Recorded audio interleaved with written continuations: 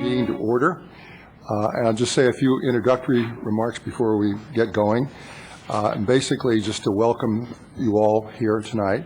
For those of you who have not been here before, I just want to give you some thoughts that you can deal with. If you want to speak tonight on one of the matters, there are little cards behind each of the benches.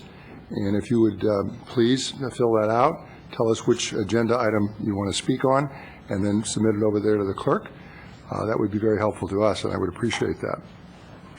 I also want to say, for those of you who perhaps have not been here before, there's a distinction between the town council, and we are not the town council. They're the folks that, by and large, adopt the laws. And we're the planning commission, and we have a much more narrow role. So if you keep that distinction in mind, it could be helpful to you. The other thing is that when you speak tonight, you can either speak at the beginning of the meeting on something that is not on the agenda for up to 3 minutes, or you can speak on an agenda item for up to 3 minutes. So we'll let you know on that when it's the time. We've read the reports that we have before us on these matters, and most, if not all of us, have gone out and viewed any property that we're to discuss this evening. So we should be reasonably familiar with what you may be talking about. The other thing I would just say I will say this: the applicant on a matter gets 5 minutes to start with. Other people get up to 3 minutes to speak, and then the applicant gets 5 minutes to rebut. That having been said, the only thing else I would remind you is if you have something that makes noise, like a cell phone, I would appreciate it if you would put it on something that doesn't make noise or turn it off. That having been said,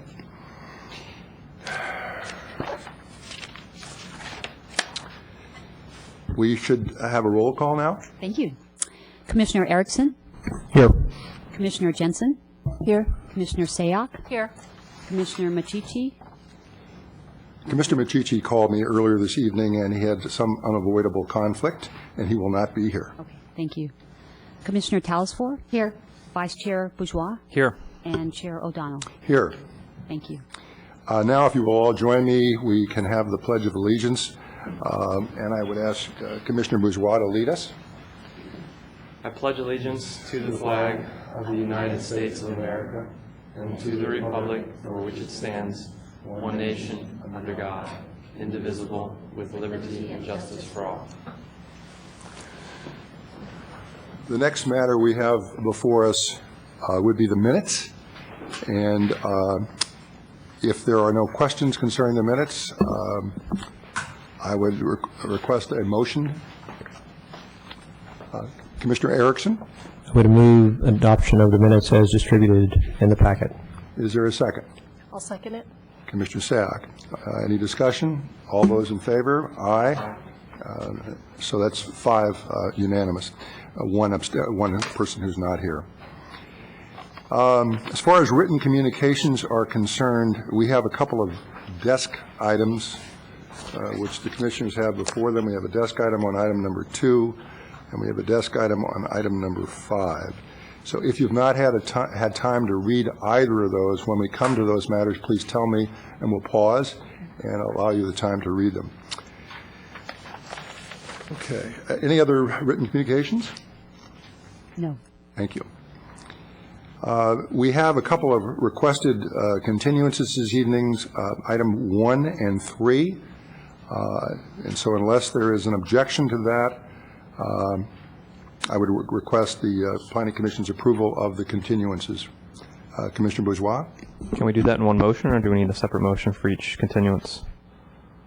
You can do them all in a single motion. All right, I'll move to continue item 1, 15928 Union Avenue to June 24th, and item number 3, 15500 Francis Oaks Way to May 27th.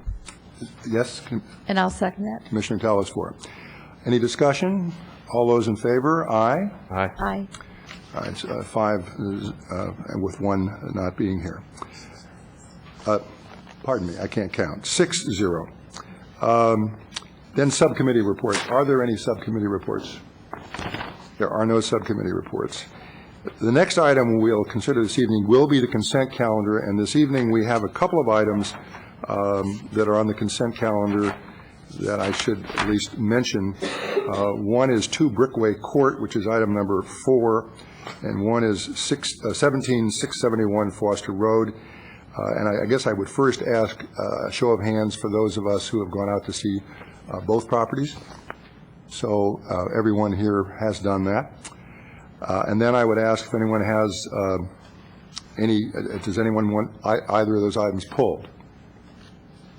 Is there anyone here tonight that wants either of those items pulled? Citizen Ray? Yes, item 4. I'm sorry, I didn't see that. So we'll pull item 4 to Brickway Court. Okay.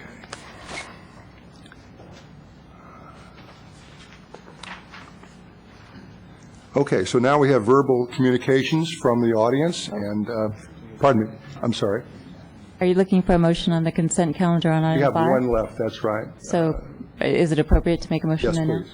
So I would like to make a motion to approve item number 5, which is our remaining consent item, which is 17671 Foster Road, Architecture and Site Application S-09-008, with the findings and conditions contained in Exhibit 2 and 3 of the staff report, and note that I think we've all received the desk item. For myself, I don't think the desk item properly considers what this project is actually doing, which is merely to add 26 square feet over the FAR, so I'm comfortable with the consent item remaining. And is there a... I'll second that motion. Commissioner Bourgeois. Any discussion? All those in favor? Aye. So it's 6, with one commissioner being absent. All right. Now this is the time for any public comment on matters not on the agenda. I have one card. It is Citizen Ray on that. So if anyone else has anything that they want to talk about not on the agenda, please fill out a card. Citizen Ray.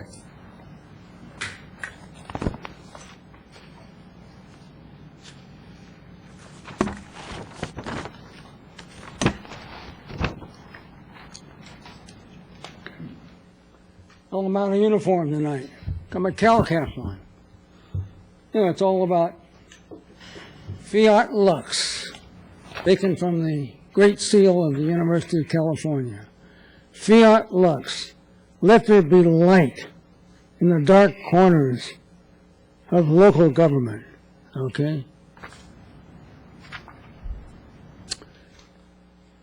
Going from there as a lead-in, not necessarily a dark corner.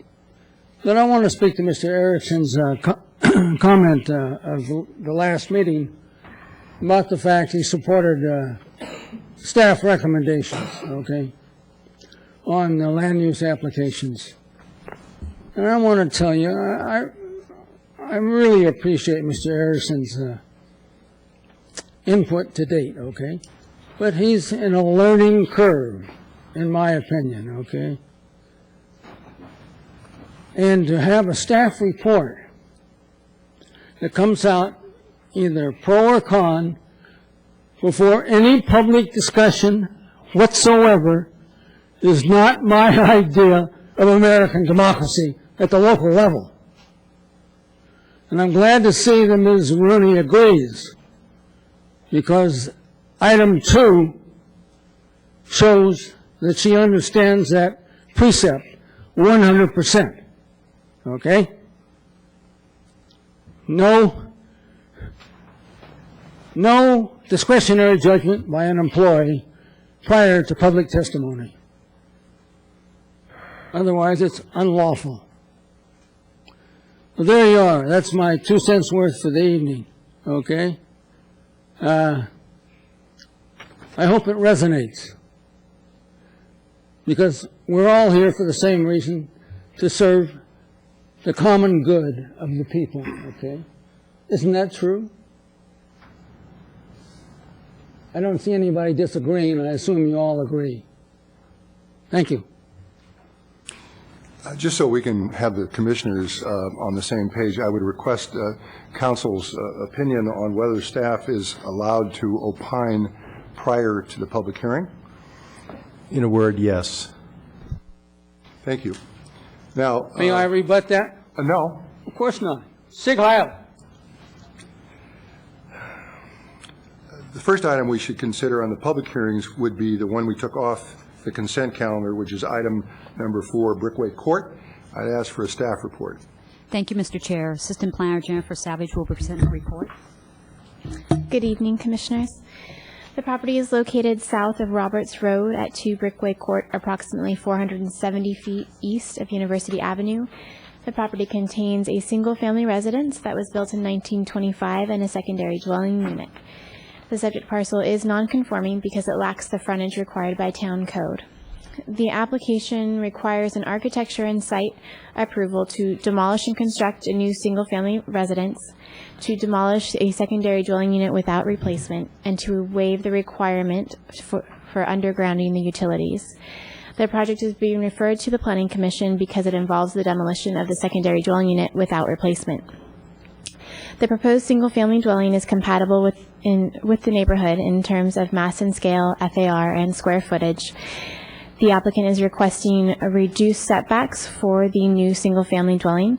There are 2 large trees on part of the property and a sewer easement on the west side of those trees, which essentially divides the subject property. No structures are allowed to be built over the sewer easement. Given the sewer easement and the trees, the applicant is requesting a reduced rear setback.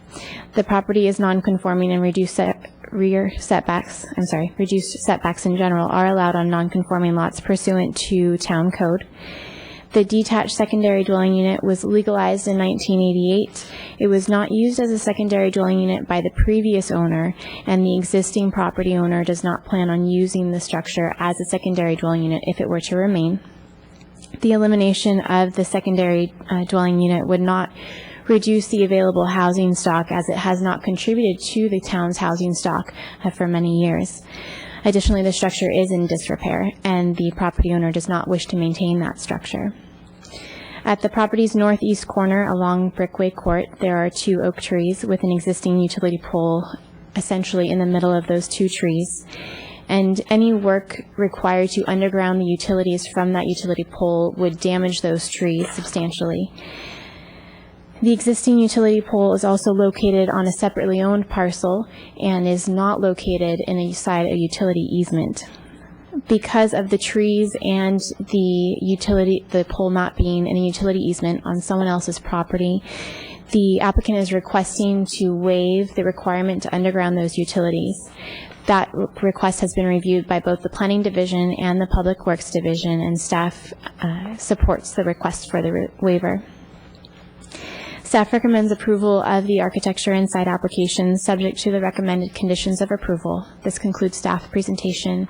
Staff is available for any questions. Are there questions of staff? Commissioner Bourgeois. Thank you, Ms. Savage. When I was reading through the staff report, the one thing that was a concern to me was the elimination of the unit, and I'm just wondering if there's some threshold a number of years vacant before we say it's not contributing to the housing stock, because it seems to me that any property owner that has a secondary unit that doesn't want it, they can just let it go unrented or whatever for a period of time and then say it's not contributing, therefore we can make that finding. So I'm just wondering if there is some sort of threshold to make that finding. There is no threshold. So it's just up to the discretion of the deciding body? Correct. Okay. I would guess I should also, I think I've asked, and pardon me if I have, but I think we've all gone out and viewed the properties, including that secondary unit. Is that correct? Okay, so the answer for the record is that all commissioners have. Any other questions of the staff? There being no questions, I'm not sure if the applicant is here, since they may have thought it would stay on. Is the applicant here? If the applicant is here, if they would please come to the microphone and identify himself.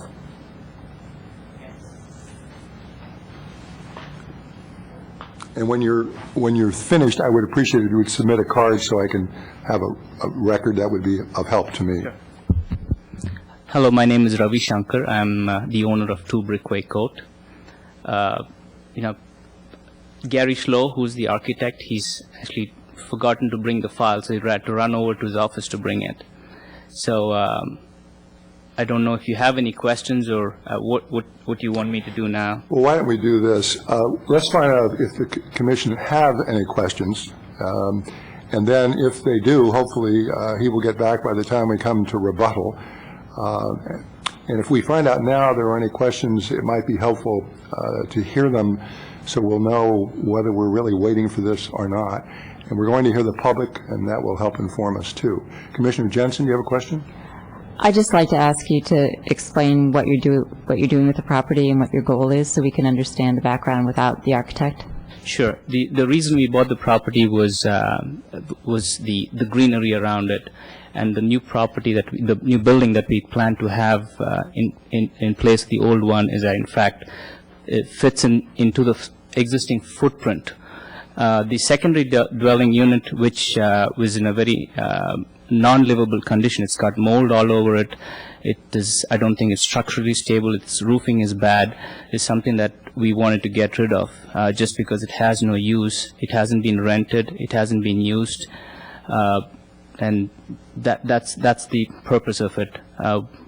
I believe our square footage is much smaller than what is actually allowed, just because we wanted a small home there and we wanted to be surrounded by trees, and that's I see the that goal. your architect has arrived. Okay. There you So if he will identify himself, and I'll just catch him up by saying the only question was to tell us what you were doing, and that's your client was doing an admirable job of that.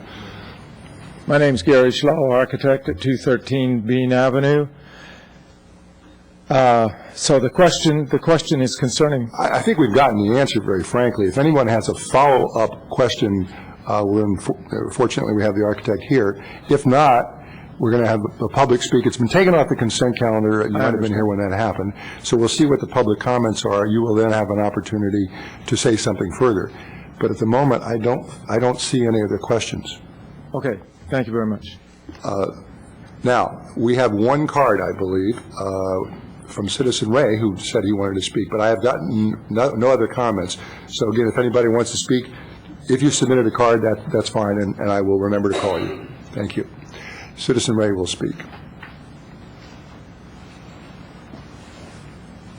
I'll see his card. Yes, ladies and gentlemen, I pulled it off the consent calendar for the following reason. You know, I've sat here for years watching the previous planning director make a mockery of the variance law of the state of California, okay, by using a planned unit development ordinance to bypass all requirements for existing setbacks. And so all of you, how can you be familiar with the variance law of the state? Because it's never before you. And there are 3 tests that a setback, a variance request must pass, can't fail on any one of them. It's rigorous. And everything must go back to the physical aspect of the property, okay, for any kind of a application for a variance from the standard. And yet, here we have a setback required without any requirement for a finding by the Planning Commission that it's valid under state law.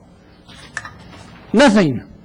More of the nonsense that was inherited by Ms. Rooney from Looney Tune Lortz. Repeat, Looney Tune Lortz, the former planning director, who always looked for a way to get around the variance law.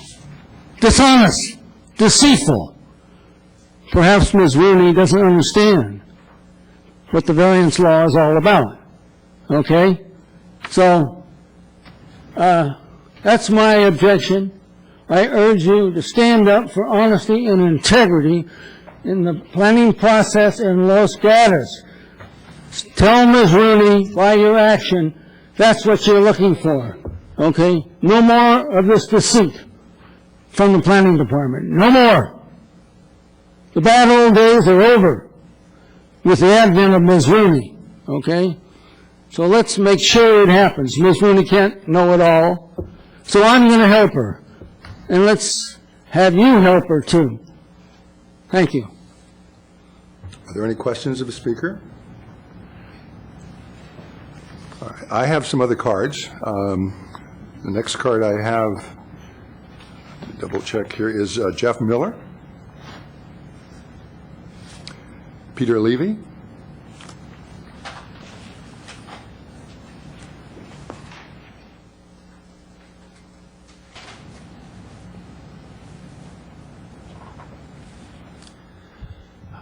Good evening, members. My name is Peter Levy. I own the property 6 Brickway Court, which is immediately to the south of 2 Brickway Court. My family and I lived there from 1996 until last year, and we're renting it right now. We still own it, and we have a plan to perhaps move back to that property at some point. A few things I'd like to say. First of all, I think Mr. Shankar's design, which he showed me, to me seems very consistent with the neighborhood. It's modest in its size, and it's I think would be a very attractive unit in the context of where it is located.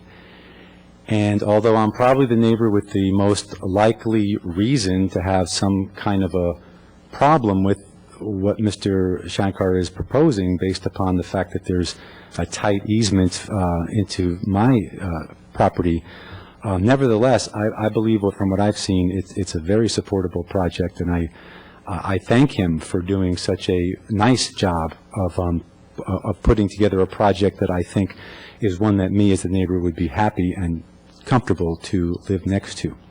Let me address for a moment the secondary dwelling unit. I probably have more experience with that than anyone else here because I've been living there for a long time.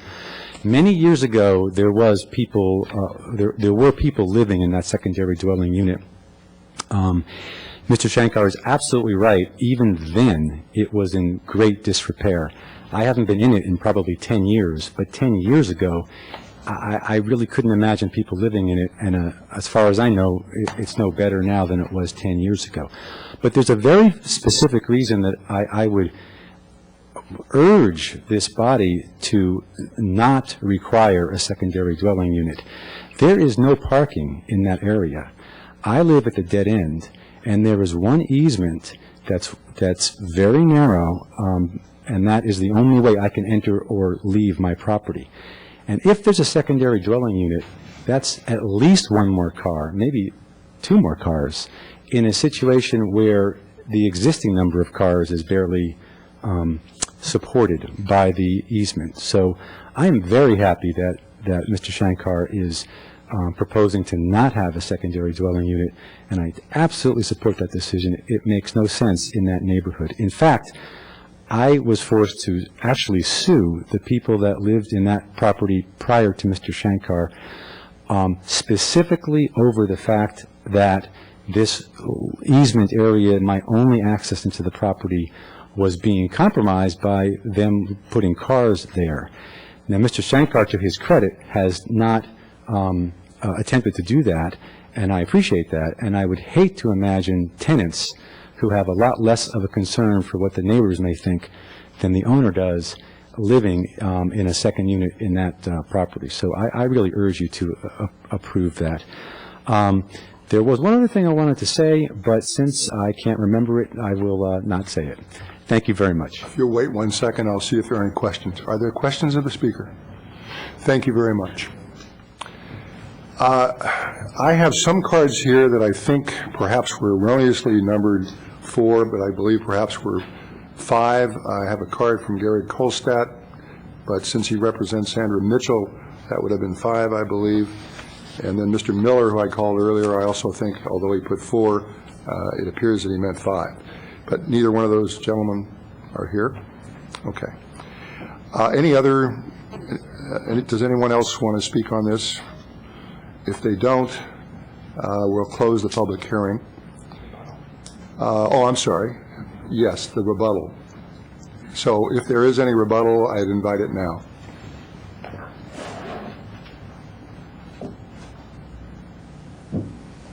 Good evening. Again, Gary Schlau, architect on the project. I don't have a rebuttal, but I just like, I'm certain that you've all got in your packet my letter of justification. This has some concern for the reduction of setbacks, but again, I just want to make sure that that is in your packet and understood. There's a question, Commissioner Jensen. Could I just ask you briefly to explain for the minutes in the record what setback is you're requesting in the rear, how much of a set variance you're asking for, and why you're asking for that? The setback we're asking for, there's a required setback of 20 feet. We're asking to maintain the setback that's existing there, although this is a new house, but maintain that setback of 10 foot 10 inches. So it's more or less 9 feet that we're asking to be forgiven for or given to. One reason from our standpoint is the sewer easement from Mr. Levy across the middle of the property runs currently about 12 inches from the existing house. And if we were to adhere to this 20-foot setback, that easement, of course, would have to be realigned and a new physical sanitary line, sewer line, placed on the project to satisfy the requirement that's on the opposite side. You're welcome. Yes, Commissioner Telesfor. Yes, thank you for being here tonight. I'm just referring to the letter from Mr. Cannon, who's the we refer to for our town architecture. And he had said that his only concern, or one of them, was that for the wood siding at the second floor level. Have you seen that? Yes, Mr. I Schlo? have. Yes. And are you planning on complying with that, or what's happening? It says that at the second floor, I assume that this might be something similar to hardy board because you call for simulated wood siding. My suggestion would be to encourage the use of real wood siding since it's a relatively small amount of wall area. Can you speak to that? Yes. I think the reasoning that Mr. Cannon has maybe comes more from a historical standpoint, using natural products, real wood, real redwood siding, which we use all the time on historical structures. In most cases, those are restoration projects. Needless to say, this is not a historical district. It's not a historical house. We think that this product, that we have not been so specific as to indicate whether it's hardy board or some other board, but we're concerned with the maintenance factor on natural wood versus a man-made product, a composite. And because this product is on the second floor, basically, it's a surface that most people won't touch. They'll see it from a further distance away. And I think whether it's hardy board or something else, the longevity of that product is much better than natural wood. Thank you. Welcome. Any other questions? Thank you very much. Thanks. Now, I think I can close the public hearing. All right, that having been done, are there comments, questions of staff, a motion? I would, again, ask council perhaps to comment on the variance issue to make sure we have, we understand what we're doing with the variance. Yes, I shall, and my thanks to staff for reminding me of the code section. I remember the rule, but I didn't remember the code section number.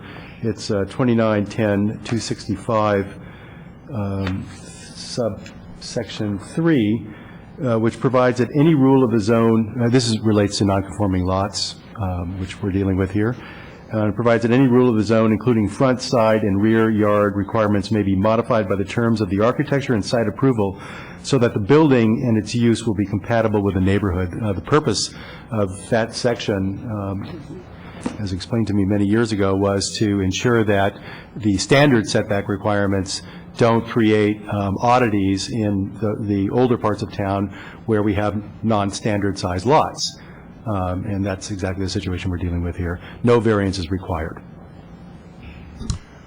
Okay, that's helpful. Are there comments or a motion? There's got to be one or the other.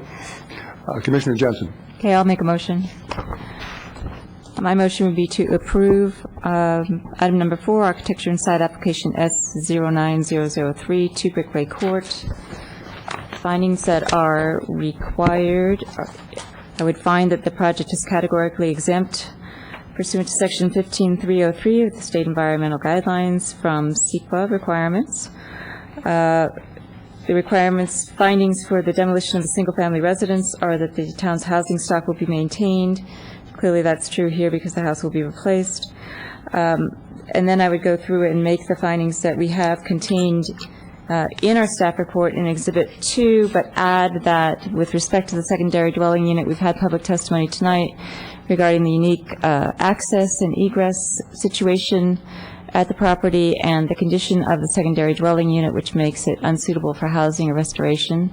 And then with respect to the non-conforming lot, with the explanation of Mr. Korb and Mr. Schlow as to why that non-conforming setback is requested, and the fact that it is duplicating the existing structure is persuasive to me to make a finding that we should allow that non-conforming setback, and then include the conditions as indicated in Exhibit 3 of our staff report. Commissioner Bourgeois? I'll second that, and if it's okay with the maker of the motion, I'd like to add as evidence to removing the secondary unit the fact that it was in disrepair when purchased by this applicant, and it was not through purposeful neglect, and that I'd like to add that. That's fine. There's no indication that it was neglected. We have a motion. We have a second. Is there discussion? If not, all those in favor say aye. Aye. So it's unanimous with one commissioner not being here. And there are appeal rights. Anyone dissatisfied with the decision of the Planning Commission may appeal the decision to the Town Council. The appeal must be filed within 10 days. It must be filed upstairs in the Clerk Department. There are fees for filing an appeal. All right, so the next matter we have is on 15,400 Los Gatos Boulevard, which is item number 2. And ask for a staff report. Thank you, Mr. Chair. Associate Planner Joe. One second, I'm sorry. We have a commissioner who is, I believe, going to recuse herself on this matter. And if I may, for the record, Commissioner Sayoc and I discussed this application yesterday and today. One thing I want to point out is Commissioner Sayoc lives in the neighborhood adjacent to the project location, but does not have a financial conflict of interest as far as we can tell, because her house is more than 500 feet from the property that is the subject of the application. However, it is just barely beyond that 500-foot boundary line. That in itself does not create a conflict, but as was made clear at the last hearing on this matter, there was testimony regarding concerns regarding traffic impacts on Carlton and, is it Gateway? Gateway. And both of those streets, the concerns were raised by Commissioner Sayoc's neighbors. Commissioner Sayoc uses those same streets for access in and out of the same neighborhood. So one could at least argue that her participation could reflect some bias on her part. I don't believe that she has a bias based on my conversation with her, but she decided, and I agree, that in order to avoid any perception of bias on her part, that it would be best that she recuse herself from participating. Again, this situation is fairly unique because the project site is located so close to where she lives, and even though she's just outside the distance barrier, those two streets, which are primary access points for her neighborhood affect her just like they affect everybody else in the neighborhood, and it seems prudent to recuse herself under the circumstances. Thank you. We were about to have a staff report. Thank you. Associate Planner Joe Paulson will be presenting the report tonight. Good evening, Commissioners. On March 25th, the Commission considered two options for a new commercial building at 15400 Los Gatos Boulevard, which is the subject site. At that meeting, the Commission continued the matter with direction to look at redesigning the proposal to reduce the mass and scale. And one option that was thrown out there was to consider moving the single-story portion of the proposed building to the southern side of the property. Secondly, wanted the applicant to consider additional or alternative community benefit. The applicant submitted revised plans which have two new options. Option A and Option B, neither of which require any zoning code exceptions. Option A has the same site layout and architecture as the two options that were considered at the March 25th meeting. However, they've made modifications in an attempt to address the Commission's direction to reduce the mass and scale, and those modifications are outlined in the staff report that was presented to the Commission. Option B shows the revised site layout with the single-story portion on the southern edge of the property, and again, the modifications that for that proposal are also included in the staff report. The consulting architect reviewed both of the options and provided two comments for option A, the first being that the two-story focal point on the Gateway Drive elevation would be more visually prominent given that they have expanded the first floor roof on both sides of that element. And secondly, he commented to the reduction in width of the recessed area on the Gateway Drive, which now leads itself to a more awkward orientation with the second story above. Before, the recessed area was in line with the second story above in the two options that were considered at the last hearing. The consultant architect stated that, these are somewhat significant from an architectural design standpoint, but from a public perception standpoint may not be big issues. He also recommended for the two-story focal point on Gateway that the possibility of additional tree landscaping to help obscure views to that element and filter views to that element. The consulting architect also reviewed option B and stated that option B really kind of lays out the old way of thinking in terms of automobile-oriented developments, more of a strip mall with parking in front at intersections for that. He also outlined a number of concerns that he had with option B, first being that the large parking lot now dominates the intersection because that will be your first visible portion of the site. Secondly, that the setting of the building back to the rear doesn't create a defining edge on Los Gatos Boulevard, and that the angled portion, which does get up close to Los Gatos Boulevard, does very little to strengthen the edge of Los Gatos Boulevard. Additionally, he also commented that the pedestrians with the option B site layout would have to pass through a lot of the parking areas when they're coming from Los Gatos Boulevard, portion of Los Gatos Boulevard and Gateway Drive, and it could lead to pedestrians specifically from the adjacent neighborhood. It would make the potential for conflict between automobiles and pedestrians greater.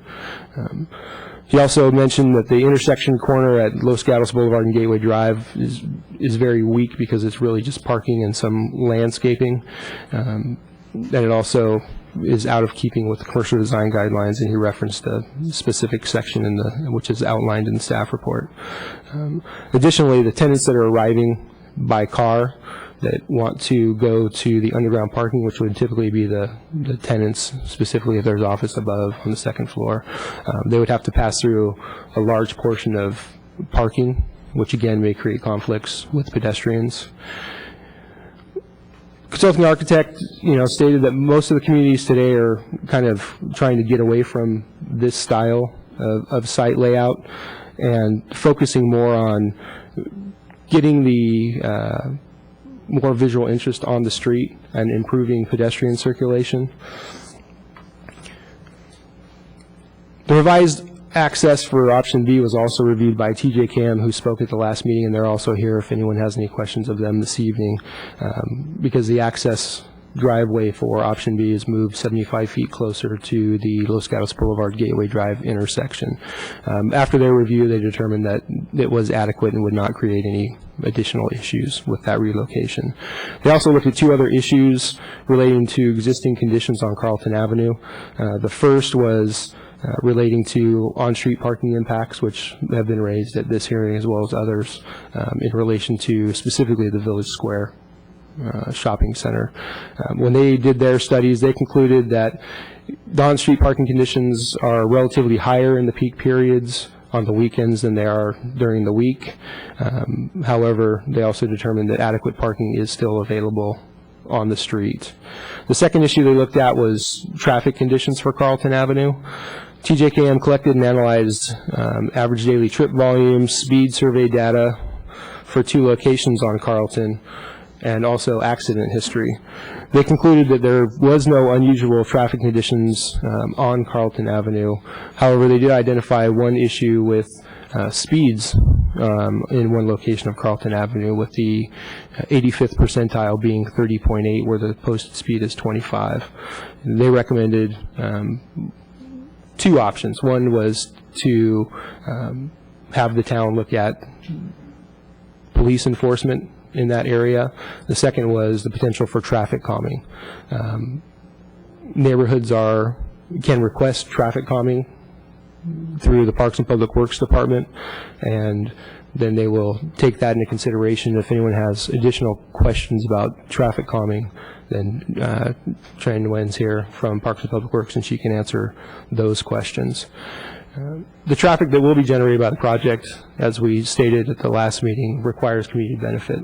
So they've added some additional community benefit that they feel offset the traffic impacts.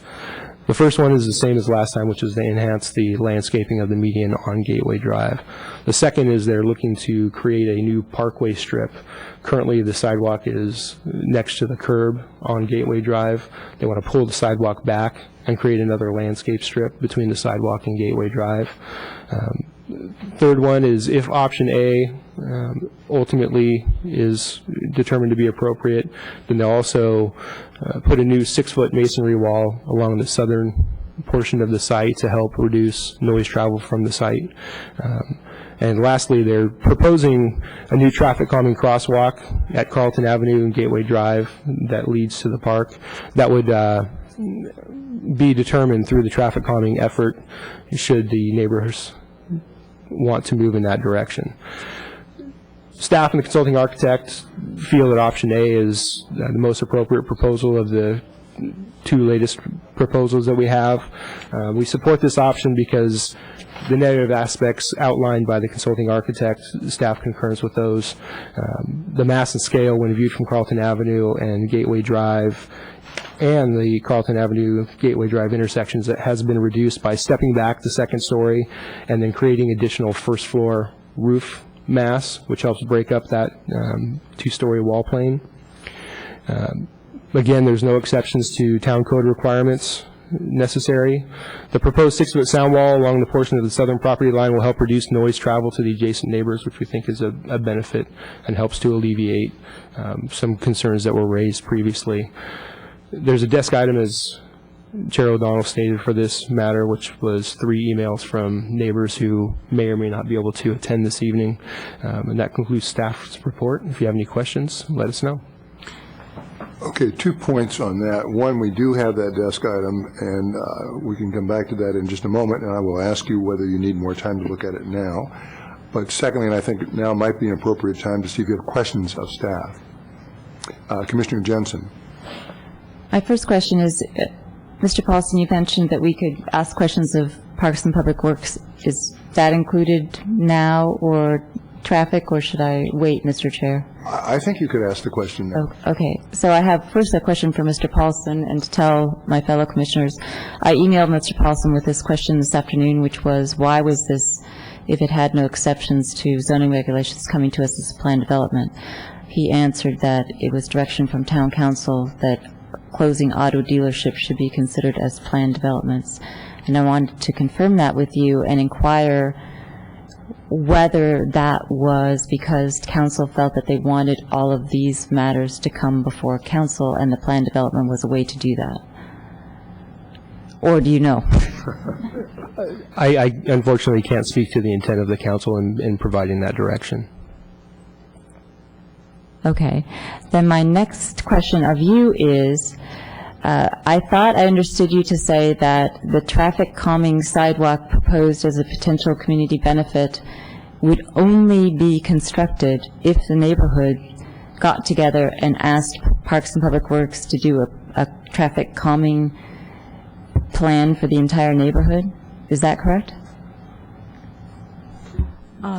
The town has a traffic calming policy, and within that policy that we have to have a neighborhood consent.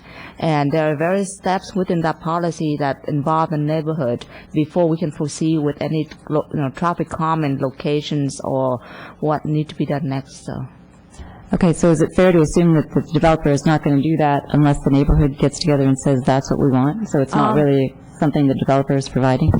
The developer proposes as one of the community benefit. If for whatever reasons this will not go forward based on however the neighborhood would like, there will be other community benefit items that we would request of the applicant in place of that. I have one more follow-up, if I may. Sure. My understanding of neighborhood requests for traffic calming is that the neighborhoods essentially get in line.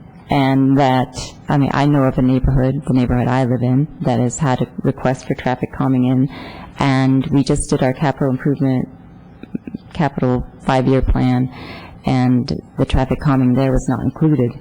So is it realistic to believe that the neighborhood can actually expect traffic calming if they request it from the town? Could I just interrupt for one moment? Because I want to make sure. My understanding is that this has been proposed by the applicant and will be funded by the applicant. That's right. That's for the sidewalk. Let me just, no. I mean the crosswalk. This is a different question. Okay, well, that's what I want to see, but just hang on for a second, because I want to make sure that I'm confused. My understanding was that the traffic calming was being offered by the applicant.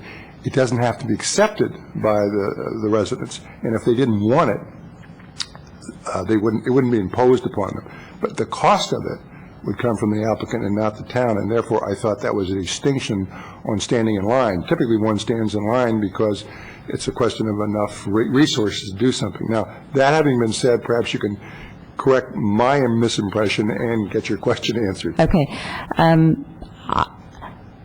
I see there being two separate things. One being the traffic calming crosswalk, which I understood being proposed as a community benefit by the developer. I just wanted to clarify that wasn't happening unless it was part of a traffic calming effort by the neighborhoods. That's one, and I think that you and I agree on that. The second question is, for the recognized speeding on Carlton, the traffic consultant says that one of the proposed solutions is for the neighborhood to request traffic calming. I see that as separate and apart from any kind of crosswalk that's being offered as community benefit. I'm asking, okay, the traffic engineer says a solution is to ask for traffic calming in the neighborhood by the neighborhood. So what I want to get at, well, is that really a solution? Because if the neighborhood asks for that, don't they get in line with the other neighborhoods? The traffic calming, the chairman has it correctly that because this is funded by the developer, it does not need to be in the list of projects that will be funded by the town. So therefore, if the neighborhood decided this is what they want to do, then that will proceed forward. And as part of the condition of approvals, that will need to be completed by the time they can occupy the building.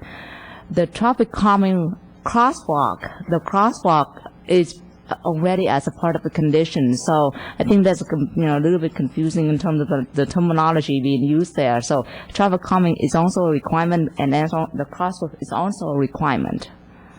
Yeah. Thank you. Is that, you satisfied that you, at least we had? I did not understand that the developer was going to be required to pay for it, since the way the staff report read was that the neighborhood could ask Parks and Public Works, which I assumed came out of town budget. Let's follow up then with staff over here that wrote the report. Would you tell us what your intention is on that latter point of traffic calming? The intention would be that the developer would fund the traffic calming crosswalk prior to occupancy. Well, that's the crosswalk. Secondary, which was, we know that. But the traffic engineer is saying, and you could also have another, for example, a bump, I assume, or whatever they call those things. And I've heard the traffic department essentially say that would be funded by the applicant, and that's where the confusion is. Is it your understanding that could be more traffic calming than simply the crosswalk traffic calming?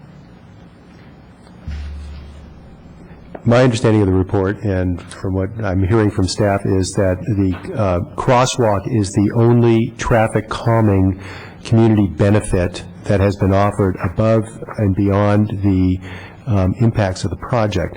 Remember that the speed issue is an existing condition. It is not a condition resulting from the project. So unless the applicant is offering something, we can't exact it based on the nexus requirement, or the lack I understand of a nexus. that. What I wanted to do was see if the traffic engineer was offering a solution to the neighbors' concerns with increased traffic on a street that already has speeding, and the solution being offered is the neighborhood can get together and ask the town. So that's not something, I don't see that really as a viable solution, is all I'm saying. Well, I respect your opinion. I do want to point out the town does have a traffic calming policy. Generally speaking, the way it operates is that the neighborhood gets together and petitions for the town to come in and evaluate whether traffic calming is appropriate within a neighborhood. There's a majority requirement in that petition and that policy, and then there are steps that have to be taken, and there are engineering steps that have to evaluate the condition, the traffic condition, and then determine what type of engineering solutions are appropriate and the costs of doing that. So that's a lengthy process. I'm not sure if there's a queue for the process. I think, at least now, I, for one, feel I understand this much better than I did a few moments ago, so thank you very much for the question. Are there additional questions? Commissioner Telesfor.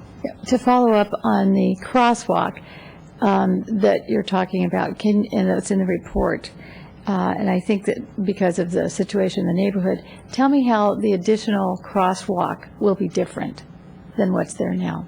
Currently, there are two, the crosswalk on Carlton, but there's not a crosswalk on a Gateway, and part of the condition is adding a crosswalk at Gateway and Carlton. At that corner. At that corner, that's right, yeah. Where the islands on Gateway is located. I'm not quite sure. I was just wondering how that would calm the traffic. With the crosswalk, I mean, it would make, a vehicle has to stop for, it's more of a visual aid that acts somewhat like a stop sign. I mean, people will see that there are people walking through the crosswalk and they will slow down. I mean, that's just kind of... The reason I asked was that in some of the letters in the packet here, in the staff report from neighbors, they talk a lot about how the crosswalk that is there presently doesn't seem that people pay attention to it. That's why I asked. Thank you. Other questions? If there are no other questions, then I think we can hear from the applicant.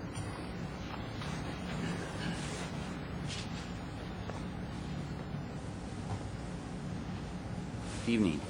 My name is Ken Rodriguez. I'm the project architect. And Mr. Rodriguez, I'm having a little trouble hearing you, which is not usually my problem. So usually I speak very loud. So thank you. I'd like to turn on a PowerPoint presentation that we have and go through some of the points in terms of the drawings that were changed that staff talked about.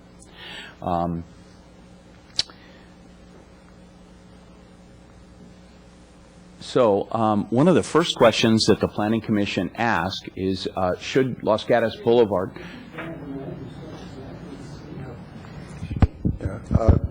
Certainly. One of the questions, that's louder too, one of the questions that the Commission asked at our last March meeting was, should Los Gatos Boulevard and Gateway be considered a node? And this is taken directly from the Boulevard Plan. Intersections at Blossom Hill, Los Gatos, Almaden, Newtown, Village Square, Lark Avenue, and between Samaritan Drive and Lark Avenue are considered future nodes. So Gateway and Los Gatos Boulevard is not considered a future node in the Boulevard Plan. Would the building, if it was flipped, block views to the hillside by taking the leg, as we call it, option A and option B? And you can see, you can see that view study scheme A, which is on the left-hand side, is what we call option A, and with the building located at the corner of Gateway and Los Gatos Boulevard. The other option, which is option B, has the building flipped, where the leg is at the south property line along Los Gatos Boulevard. They're roughly about the same views, the ones that we showed you last time. Would the building that was flipped be better from a site planning standpoint? I think that the town architect summarized the points very well. I agree with the town architect. I think that by flipping the building that the plan is not as good. I'll show you a few reasons graphically why, but I think his summary was very good. What community benefits would the neighborhood receive? How can you connect Los Gatos Village Square with the new project and use materials that exist in a neighborhood? Those were all comments from last meeting from the Planning Commission. I'd like to address all of those and how we have addressed them. First off, some additional community benefits that we are talking about are, one, extending the existing masonry sound wall, which exists here, all the way up and to here, to be able to mitigate noise from potential outdoor seating or parking area to the neighborhood. I think that's a very positive standpoint. And add, the other thing that we decided to do was to add in 2 large specimen trees here and fill in the holes, which you can see at the plans right behind you. The second sheet from the right on the top shows the rear elevation. I've got a slide of that too, with the existing trees superimposed over it. And those trees have been there for a long time. They were planted when the dealership first was built. And so by infilling those, we'll sort of complete that landscape edge that exists along Carlton. The next item that we talked about was adding this crosswalk here. We would like to work with Public Works and work closely with them to be able to design a crossing there that does work. Commissioner Talsford mentioned that there are some comments, and we heard those from the neighborhood last meeting, that whatever we put here should really help calm traffic, especially as it comes through Carlton. My suggestion on that, just one design element, it's not what we're proposing here because we have to work with staff to come up with something, but we can crown some of these crosswalks, make them like the mini speed bumps, and you've seen many of those, I'm sure, that have 45-degree angles and then are flat or they're crowned slightly. There's all different kinds of ways, and I'd like to work with the traffic engineer and with the town to be able to come up with a good suggestion there. The other community benefit that I think really does add a lot to the community visually is that we would replant this landscaping that exists here today. It's ivy and it's horrible. If you look at it, it doesn't do anything. You have some towers that stick out here. So our landscape architect said, why don't we plant some existing or some new trees on Gateway, and then when this site gets developed, the Ace Hardware site, we could then, that project would plant a double-loaded row of trees the way we're proposing, and now this sidewalk area would really be a neighborhood sidewalk, and it would be very traditional, like entering into a residential neighborhood. In other words, with a park strip and trees. Mr. Rodriguez, what I want to do is allow you to have another 3 minutes. This is a big topic. It is really the only thing we have on the agenda, and I think everybody would be benefited by Sure. hearing a fuller discussion. So go ahead. Thank you. We'll give you 3 more minutes. Thank you very much. The other thing that we did was we pulled the entire second floor back and recessed it, as staff mentioned. So now you really have a one-story element, similar to the one that exists along Los Gatos Village Square. And I really think that helps soften the building. And again, the overall scale of the project is less. The other community benefit that we've added is a new neighborhood plaza with benches and some outdoor community elements there. As you can see from Scheme B, it would also have some and mostly all of the same community benefits. The problem with it is it really walls off the connection of these two beautiful properties, and as the town architect pointed out, puts the parking at the corner, which really just isn't good planning. And the last point was use materials that exist in the neighborhood. Obviously, we went down all the buildings on Carlton, pretty much all of them up to Gateway, and between Los Gatos and Almaden Road are 2-story. So we're very similar in terms of scale. There is a series of buildings with tile, exterior plaster. A couple of the neighbors have requested that we keep the tile roofs. You heard that last commission meeting. I really would like to propose that and continue where we're headed, along with the plaster and design elements that we have proposed, which are very similar to surrounding property. The last thing I wanted to point out was our sketch along Carlton with 2 new specimen trees. They look fairly small right here, especially when you compare them to the existing trees, which are superimposed on there. But the black and white drawing, which is the second one up from the left on the top row, really do show the existing trees, their scale, and how they're going to help mask the building.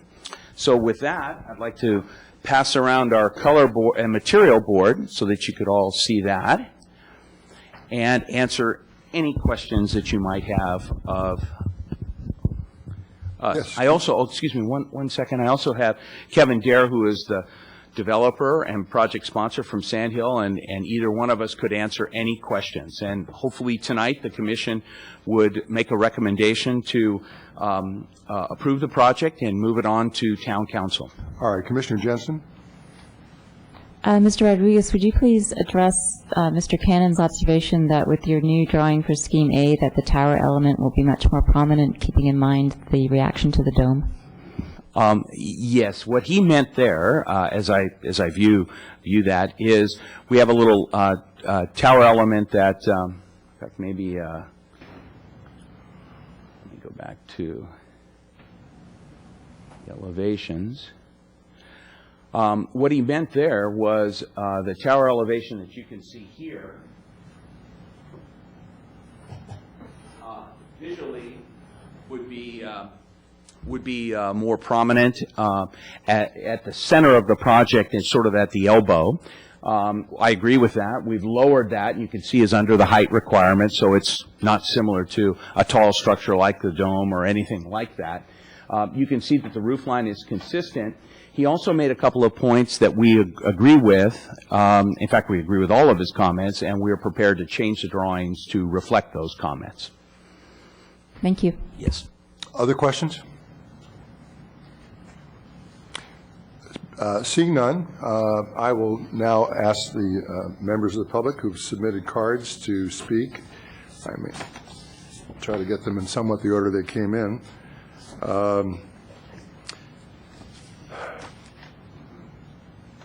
And I'm going to apologize for my pronunciation in advance. I'm having trouble. Joseph Geminani? Yes, please.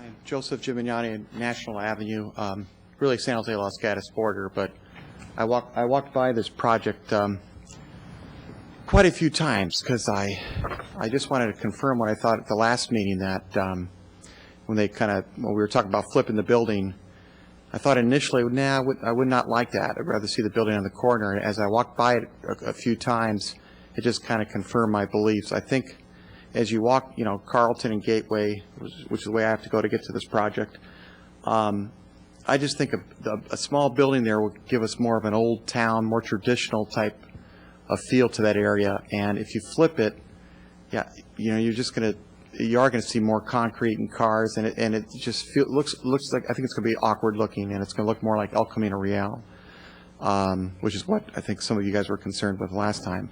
As far as the materials, I love the materials, because my favorite part of going at Los Gatos is actually the Old Town Los Gatos. As you're getting out of Borders and you're kind of looking around, you feel like, you know, stepping back a few centuries. So I think the materials are really nice. I hope you keep that. And I'm just want to say I'm in favor of the project, and I hope you approve it. And I was in favor of it last time as well, but so I'm all for it anyway. Thank you. Are there questions of the speaker? Thank you very much. The next card I have is Horst Fendt.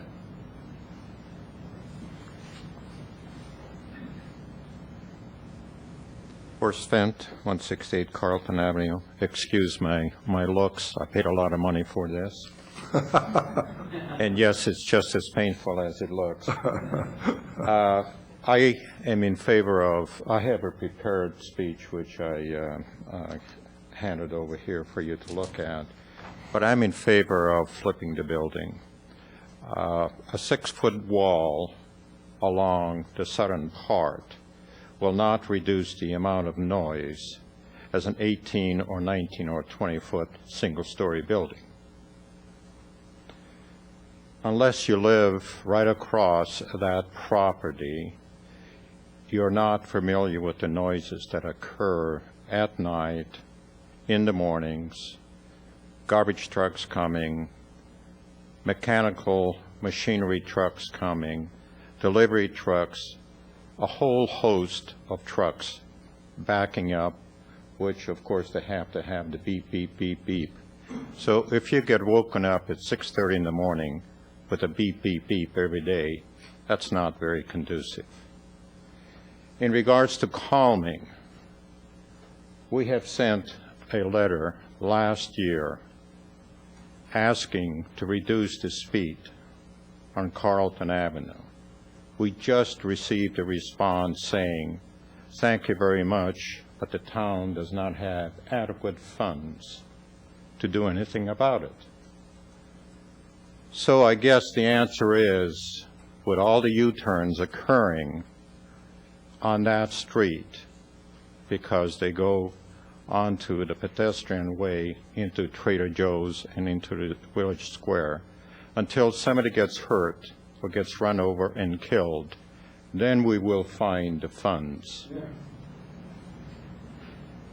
The other concern I have about the Plan B is the connection between village and the subject property. I know there is just a double door going through, but eventually someone will come with the idea and open it up, and there will be more traffic and parking going on Carlton Avenue. So why should we on Carlton Avenue be the overflow parking for the project? I think that's unfair, it's unreasonable, and it's unsafe. So as far as I'm concerned, Building B is the way to go. You also have a better view of the hills. And if anybody tells you that it doesn't matter that you have a better view standing in front of a 2-story building than standing back and looking over a 1-story building, there's something wrong with that picture. Thank you very much. Let's see if there are any questions for you. Are there questions of the speaker? There are none. Thank you very much. The next card I have is for Jeff Scott.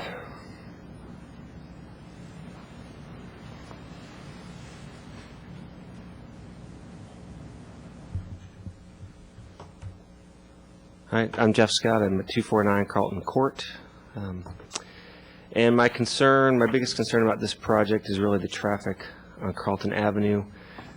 I don't know exactly what the language is in the current report that you received, but I think it said something to the effect that on Carlton Avenue between Gateway and Los Gatos Almaden, there was a heightened level of traffic or heightened volume of traffic. I don't know exactly what it said. But I think that there certainly has to be some significant traffic calming to make this project workable and livable for the people that live behind it. People are speeding down that road all the time, and having a huge new building there is only going to exacerbate the problem. I shouldn't say this, but I zipped right down there today trying to get to this meeting on time. And I know that people speed down there way too often, and there's a ton of kids that live in that neighborhood. And as the previous speaker said, it's probably going to take a tragedy until the town finds until the town finally finds some money to fix this, or as part of the community benefit, we can fix it right now by asking the developer to help us out. I know they said something about a traffic calming crosswalk or some such thing. I mean, without trying to be flip, that's a nonsensical solution. There's already existing a crosswalk at Gateway and Carlton Avenue. So if it already exists and there's already a problem, then I guess repainting it or painting it brighter yellow or whatever a traffic calming crosswalk would do is not going to solve the problem when you added a 40,000-foot building right there at the intersection. So I think the problem's probably pretty manageable. I think it can be done pretty easily. As I was driving down there, as I do every day, I was thinking, I think it's about, I don't know, a couple thousand feet on Carlton Avenue from Gateway to Los Gatos Almaden. And if you just put speed bumps every 500 feet or so, you slap in 3 speed bumps there, and you're going to drop people's speed probably down from 40 or 45 down to 15 or 20. And I think you're also probably going to dissuade a lot of potential commuters from, instead of trying to bypass Los Gatos Boulevard to go on Carlton, you turn them off to that and tell them to go back out to the major thoroughfare where they're supposed to be traveling. So I think it's a pretty modest solution. I think it could be a pretty effective solution. I think it would make that neighborhood a lot safer and a lot more livable for the people that live back there, myself being one of them. Thank you, Mr. Scott. Are there questions? Yes, Commissioner Bourgeois. Thank you, Mr. Scott. And I'm very sympathetic to the existing traffic problem on Carlton, and I've witnessed it myself. But with no vehicular access from this project to either Gateway or Carlton, I want to understand what your concern is about how this project is going to make traffic on Carlton worse. Is it because you think there's going to be more people parking behind like they do at Trader Joe's, or missing the turn and turning around? I mean, I want to understand that concern of why you think it's going to exacerbate the problem. Yeah, that's a good point. Good question. I think there's 2 potential scenarios that could add to the traffic. One is people, like you said, people parking back there. And maybe they're ducking into Trader Joe's, and they're also going to duck in to have a doctor's appointment or whatever, because I know there's going to be a lot of medical office space put into this new building. So there could be people parking back there, and I believe there's also going to be some door that the previous speaker alluded to, and if that door ever gets open, then it's a free-for-all in terms of parking. But then you're also just going to have a number of people cutting through there as a shortcut, even though they're going to have to loop around onto Los Gatos Boulevard, you're going to have people cutting through some of those side streets to get to this building, rather than, say, going down Samaritan Drive or Los Gatos Almaden to Los Gatos Boulevard to get into the subject property. They would use Carlton Avenue and Long Ridge and some of the other streets as cut-throughs to get over to the new subject property. And again, I think speed bumps is a good way to dissuade people from doing that. And if they do it, force them to go a lot slower. So I think those are the 2 scenarios that could add to increase traffic. Follow-up question? Just a follow-up, maybe it's for staff. I would be interested to get I'd be interested to get the traffic engineer's opinion on that at some point, maybe during rebuttal or something. So. The traffic engineer is here and available to answer any of those questions. Thank you. Other questions of the speaker? Thank you very much. Citizen Ray?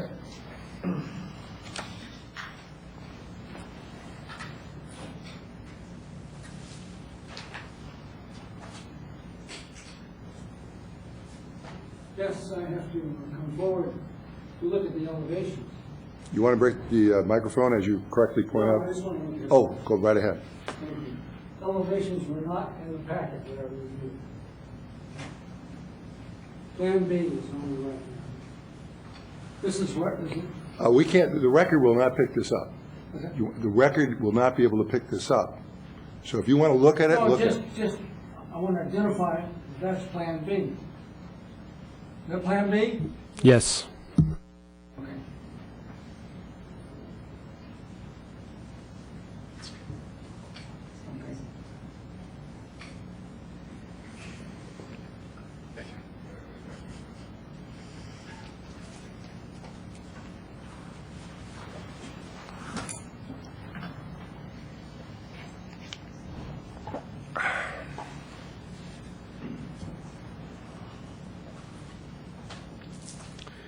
Plan B, of course, is better than Plan A, no matter what the so-called town architect said. My God, are we to listen to this nonsense from this guy that gets paid $1,500 every time he gets an opinion, and he gets it from, guess who? The architect for the developer. $1,500. Is that or is it not a conflict of interest? And the town architect lives in Sausalito. What does he give a damn about Los Gatos for? He doesn't. He doesn't even present himself to be cross-examined. It is an idiotic process instituted by Looney Tune Lorts. The town architect should get his walking papers immediately, Ms. Rooney, if you want integrity in this public process. Disgusting. So the only question is, did the architect respond to your concerns, which were community concerns, 100%, okay? Taking a quick look at it, looks better. I'm not sure it's appropriate for the neighborhood, okay? The whole idea of CH zoning, the underlying zoning, is to make sure whatever commercial development goes in is compatible with the immediate neighborhood, all right? And there's a requirement for additional setbacks based on height. And I do believe that's been ignored. If I remember correctly, it was ignored last time. That's the law. And what does a developer care? He doesn't care, because all he cares about is a dollar bill.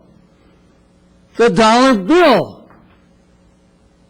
So you folks are the ones that have the charge to reflect your concerns for community values, for we the people, okay? We the people. So I do understand that this will go to the town council for a final determination. But do your best to make sure Los Gatos values come first on this land use, very disturbing land use application. Because as we've said before, what goes here sets a precedent for the other two properties owned by the same developer. He's playing his big game, okay? He's rolling the dice for 3 properties tonight. So please be aware of that. Thank you. Any questions? Thank you. Amy Despars?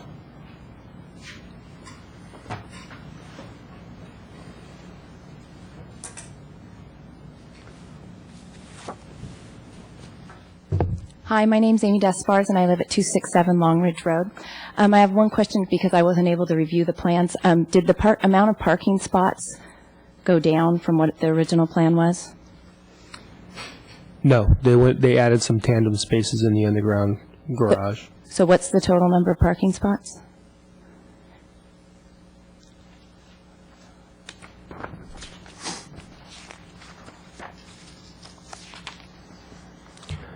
Option A proposes 197, option B proposes 200. Okay. So I'm here to discuss a couple of issues that I still have with this project. First of all, I was under the impression that the story poles would change so that we could see what the new project was, as were a lot of neighbors. So we weren't prepared for this meeting as we thought we would be. It's hard for us to judge what this new building is going to look like and have a comment when we really don't see the heights like we see now. The other issue I'd like to talk about was I appreciate all your interest in the traffic calming. 10 years ago, I carried her around in a front pack and got 200 signatures for traffic calming in our neighborhood. It took probably 5 years. Actually, it probably took more than that, 6 years to get it in place. We have one speed bump on our street, and it does not help. We get a ton of cut-through traffic already from Los Gatos, Almaden Road down Lester onto Long Ridge to cut through Gateway. Today, I sat at the Gateway light and could not get out to turn right onto Los Gatos Boulevard because the traffic was so bad. I could not get out. That's a continual problem at that light. I do that all day long, driving my kids to and from school, events, whatever. It's very congested right there. So not only that, the light system is going to have to change. It can't be it would have to be a left turn only, a right turn only light. Instead of right now, it's a straight through light and you have to wait to turn. But the traffic is continually backed up. So with 200 parking spots, that's that much more traffic at that intersection. I hope all of you got the attachments of the pictures that I took. Obviously, they didn't match the simulations that he showed last meeting, which is another concern that we have. So when you're looking at his simulations here, I hope that you can really go out and look at the view. I don't understand why, in the first place, developers, as do a lot of my neighbors, why don't they build the code the first time and then work with us? Instead of building bigger, then coming and working with us, and then saying, oh, but I made all these, changes and I'm working with you. Well, they're just bringing it down to code. And it's not even touching everything that needs to be touched upon with the traffic and the crosswalks. I'd like to reiterate the other thing about crosswalks. I got those 2 stop signs put in and those 2 crosswalks put in on that street. People still do not stop. A crosswalk is a false sense of security on that three-way intersection. And you'll have to wrap up now. So go ahead, Bill. I just wanted to make sure I just touched everything. And I'm in favor of flipping. Thank you. Are there questions, Ms. Speaker? Thank you very much. There are none. I have another card. Well, the card I have now is from Mr. Dare, but my understanding would be that we have Mr. Dare as part of the applicant. So I would ask Mr. Rodriguez and Mr. Dare to decide how they want to apportion their remaining time.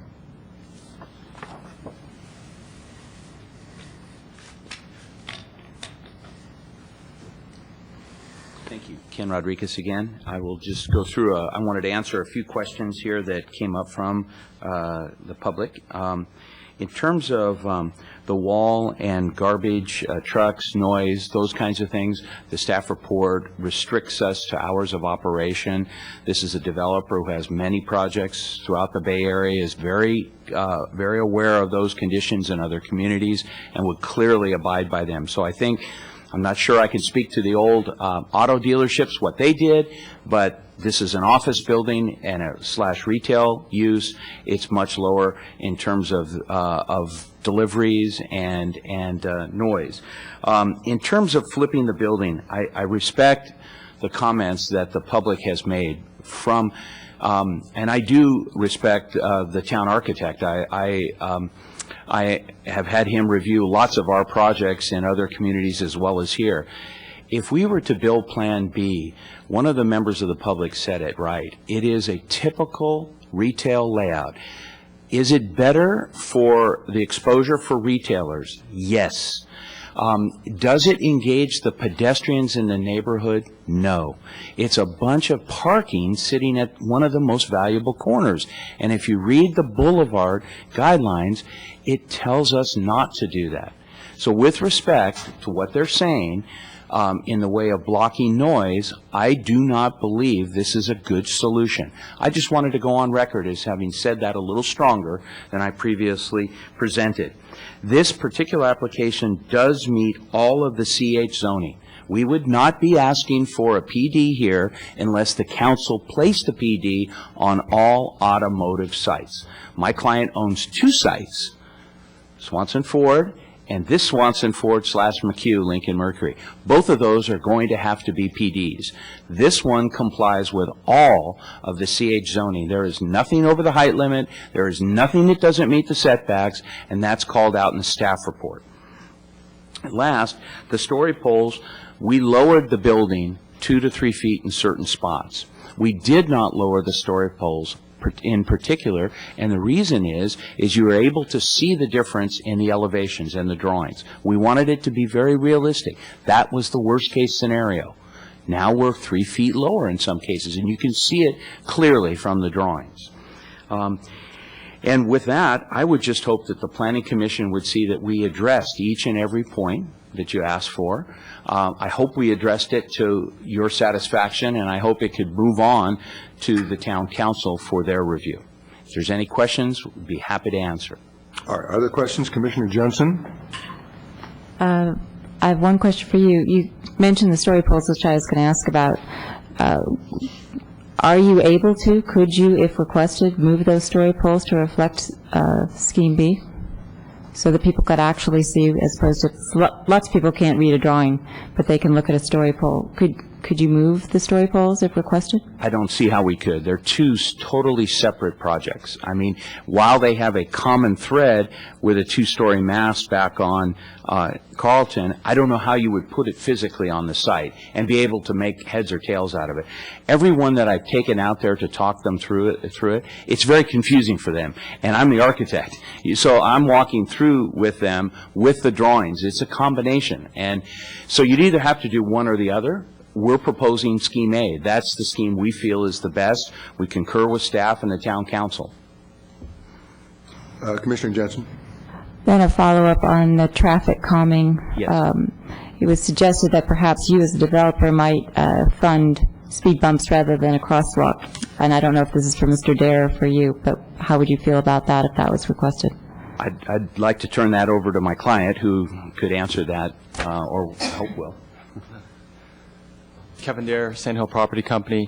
So I appreciate the question. That would be something that we certainly would be open to, and we would want to work with staff and the town engineer and the consultant to ensure that that's within town code, and we can actually make something that actually works with the community and with the town guidelines. So that's something that we would be open to looking into.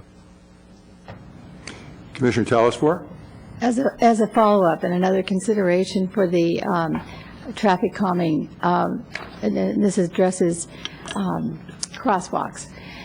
In several other communities, I have seen and used lighted crosswalks that really draw attention to there being a crosswalk. Now, is that something that you would also consider? So are you talking about the LED lights that are placed at the edge? At the edge, and they go across the road. And those are items certainly that and at some points, there's even lights at the stoplights. Oh, I see. For the pedestrians as well. Those are things that we would be able to look at and study with I would strongly town. Hope, because it seems to be that is a huge problem, and I don't want to have that one, whatever it was, somebody out there said that one accident, cause us all to be sorry about this. Absolutely. That'd certainly be something that we can study. Okay, thank you. Other questions? Commissioner Erickson? This was actually a question for Mr. Rodriguez, probably. I guess I'm trying to still understand the noise issue, and I want to be very mindful that I'm not an architect and you are, and not to design from up here. But yes. If you were in Plan A, would it be possible? And this is just conceptual, not architectural. Would it be advantageous to extend the south end of the building around the curve that's there, where to extend the building? Would that mitigate, which would have the effect of potentially pushing the one source of the noise further away from the neighborhood, and also providing a larger barrier to noise that was generated from the center part of the area? Okay, let me, if I could point out that area. Where you're talking about would be right in here. And we do have that. This wall here is a very tall architectural feature that comes off the building. You can see it on the elevations. It's significantly taller than this 6-foot high masonry wall. So you have two items. You have the masonry wall that comes around and all the associated landscaping in here that's going to help mitigate noise.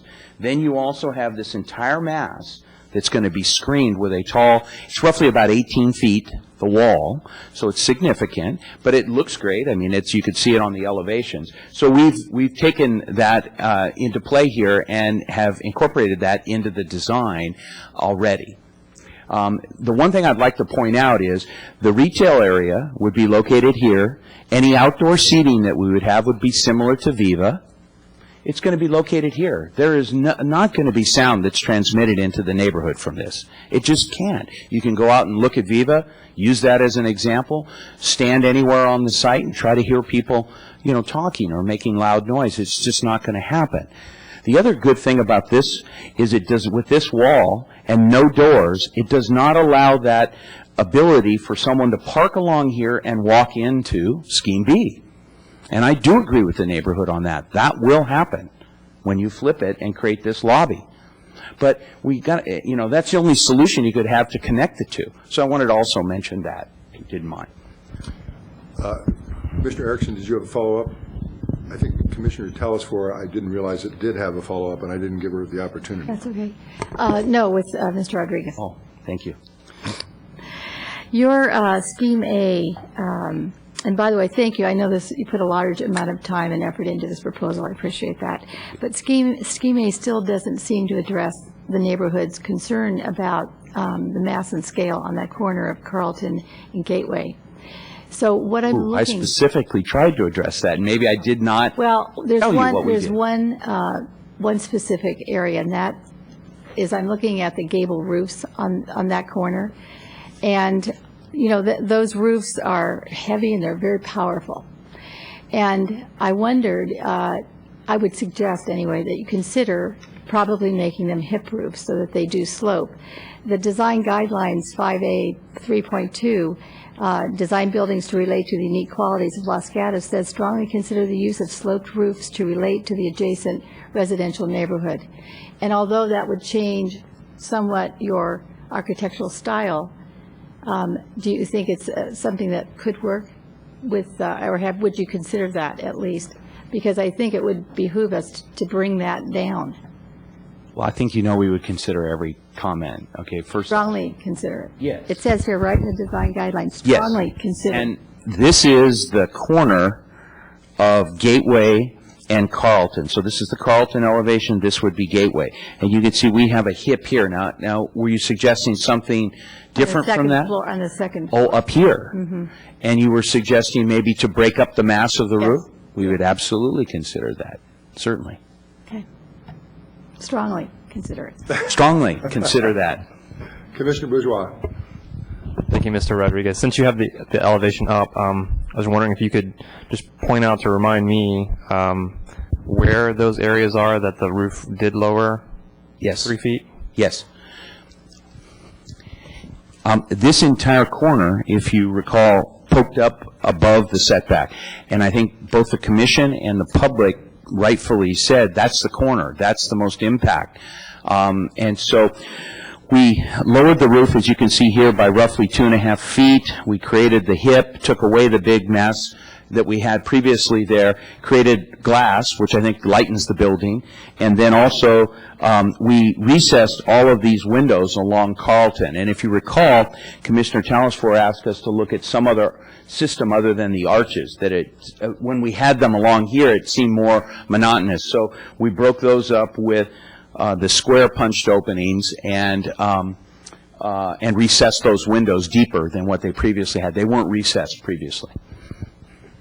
Follow-up question? Yeah, on to another item. I'm having a hard time grasping what would make me want to hang out at the corner of Los Gatos Boulevard and Gateway. So maybe you could describe the neighborhood plaza concept to me a little bit? I don't know what would make you hang on. I think that would be something that not only would we work with the community to think about some ideas that they would want to see there, but also staff. The one thing I don't want to do is in front of the Office Depot store, the plaza there that was so well crafted by the Planning Commission. There was a lot of thought put into that. And while there are some people that use it, this we want to have energized by the neighborhood and really use it. And so I think we need to learn from that, and then, what happened there, and then also what would the community really want to see there, and what does staff and parks think. I mean, there's a park right there. That's a great thing about this site. So I think it could be energized. I'm just not sure what it is yet. Okay. Any other questions? There are no other questions. So thank you very much.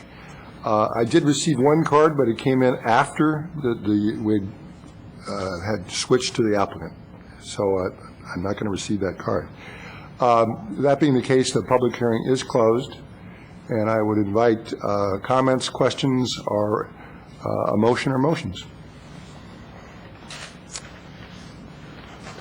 Let me say something while the commissioners think. I just want to say that I've been quiet through this. I think there's a real tension here between what we're doing to Los Gatos Boulevard, and as we all know, it's undergoing substantial changes now, and it will undergo more substantial changes as time goes by. And I try to visualize what Los Gatos Boulevard will look like in the future. And that's the tension is that if we build something there that would make the neighbors on Gateway really happy, the question then becomes, how does it look to the tens of thousands of people who will be using the boulevard? There's a tension there because I believe if I lived on Gatewood, I'd want something that people driving down Los Gatos Boulevard might not want. And certainly that the plan we have now for Los Gatos Boulevard does not envision. So what I view is what we're trying to do is reach some reasonable compromise without getting rid of the boulevard plan. And I do think the Plan B, which puts a parking lot right up front again, does not advance the cause at all. We have that with the auto dealers that are now out of business. It was not attractive then, and I don't think it would be attractive in the future. So I just wanted to say that while you were all thinking of the things that you wanted to say now. So that's my comment. Commissioner Bourgeois. I assume we can ask questions of staff at this time, and as an extension, the traffic engineer, I would like to have the traffic engineer address a couple things. One would be the potential for this project to exacerbate the current situation on Carlton, and also, I'm sure you've heard all of the discussion about traffic calming, and I'd like your opinion on what might be effective, and this crosswalk, if you think that will make a difference. Good evening, Commissioners. Rich Haygood, TJ Cam Transportation Consultants. I'm the on-call traffic engineering consultant for the town of Los Gatos. And to address the questions, first one of the nature, the amount of traffic that would be added by the project. And because of the location of the project with one driveway directly on Los Gatos Boulevard, the location of nearby freeway interchanges, Los Gatos Boulevard and other routes, we predict a very small percentage, about 2% of the project traffic would be likely to use Carlton to get to and from the project in some manner. And that amounts to less than 5 trips during an hour, during any hour of the day. That's our projection. And it would be less than 50 daily trips that we would project on Carlton from this project. Regarding the traffic calming, that's something that I've learned from the School of Hard Knocks many years as a city traffic engineer, that it's not prudent to prejudge what the community really wants before you hear from them in an open, thorough process. Sometimes things that are suggested early on are not things that it turns out that other folks in the community or nearby the locations of things like speed humps are necessarily like or want on their street or near their home. So that's why our recommendation is merely to staff to consider possible traffic calming at that location. And that is triggered by the existing conditions, specifically on Carlton to the south of Gateway, where we noted that the 85th percentile speed is close to 31 miles per hour on a 25 miles per hour speed limit street, and several accidents in the last few years on Carlton near the S curve on that south section between Gateway and Los Gatos Almaden.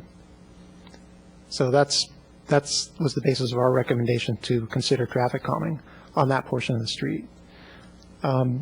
Regarding the crosswalk there were a couple of things I heard in the discussion.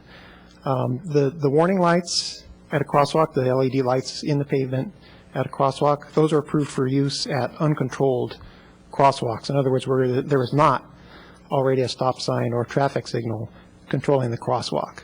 The intent of that device is to give pedestrians a opportunity to push a button or go through a detector and give drivers a warning that that a pedestrian is about to enter the crosswalk, where there is no a stop sign or anything.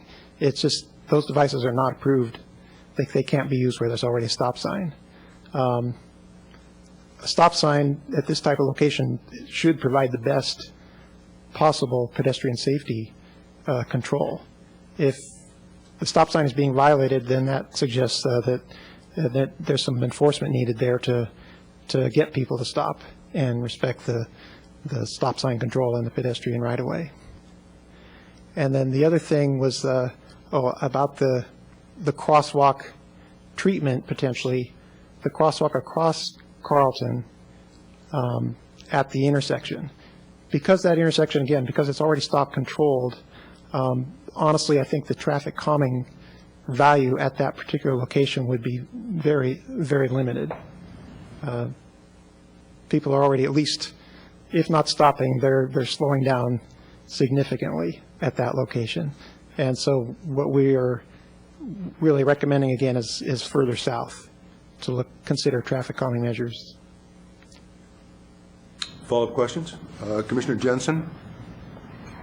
I'd just like to ask more about what your basis is for your projection that there'd be an estimated 50 additional trips on Carlton per day from the project. I mean, given that you do have a thoroughfare that's Los Gatos Boulevard, that you do have freeway interchanges, and people are clearly choosing to cut through on Carlton precisely because they don't want to be on Los Gatos Boulevard or deal with the freeway interchange. I don't understand how you reach the conclusion that there's no exacerbation in the traffic there.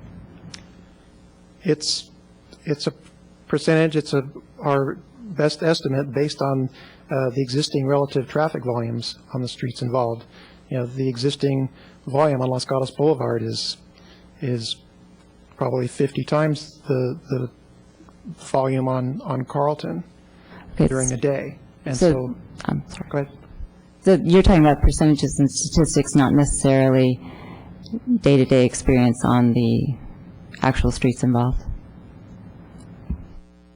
I'm basing it on the data we've collected, the traffic volume data on those streets, and also looking at the connections, the street connections that are provided for drivers without using the Carlton or Gateway as a cut-through. And I'm not saying that doesn't happen, but for this project, with a driveway only located on Los Gatos Boulevard, the amount of traffic using Carlton or Gateway should be pretty small.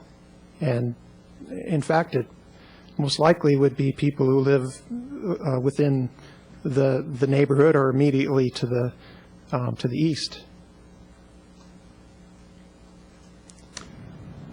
Any further questions? Commissioner Talasore?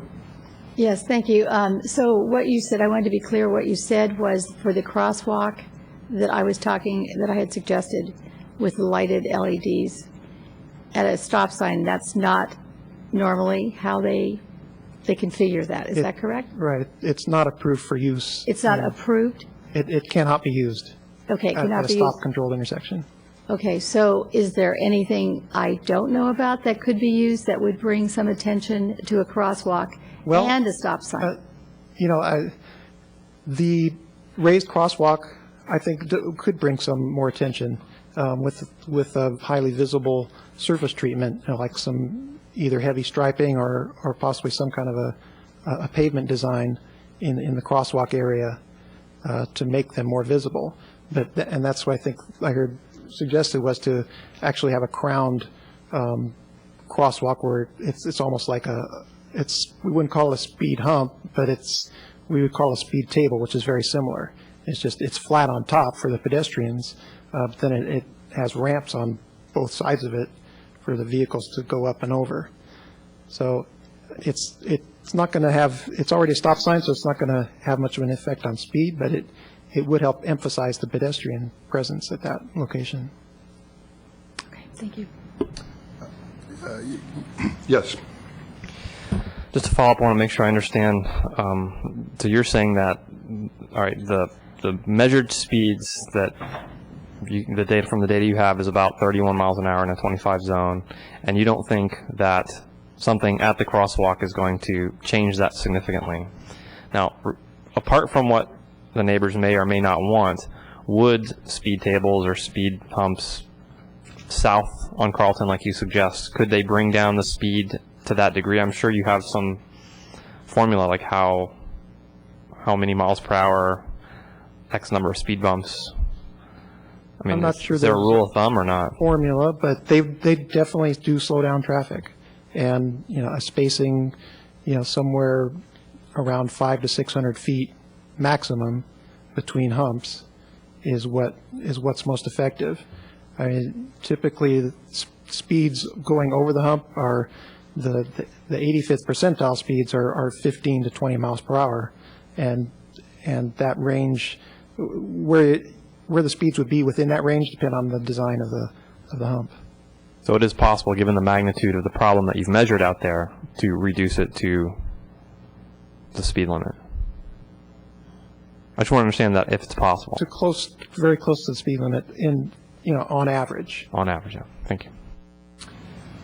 Yes, Commissioner Telesfor? I just want to clarify something or have something explained. So the speed bumps would be at the southern part of Carlton and then continuing north, correct?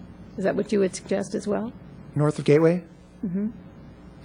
That's not part of our recommendation. The speeds we observed on that portion of Carlton were about 27 to 28 miles per hour, the 85th percentile speed. Okay, because tonight we heard a little different from neighbors, so that's why I'm asking that question. I'm just reporting what the observed speeds are.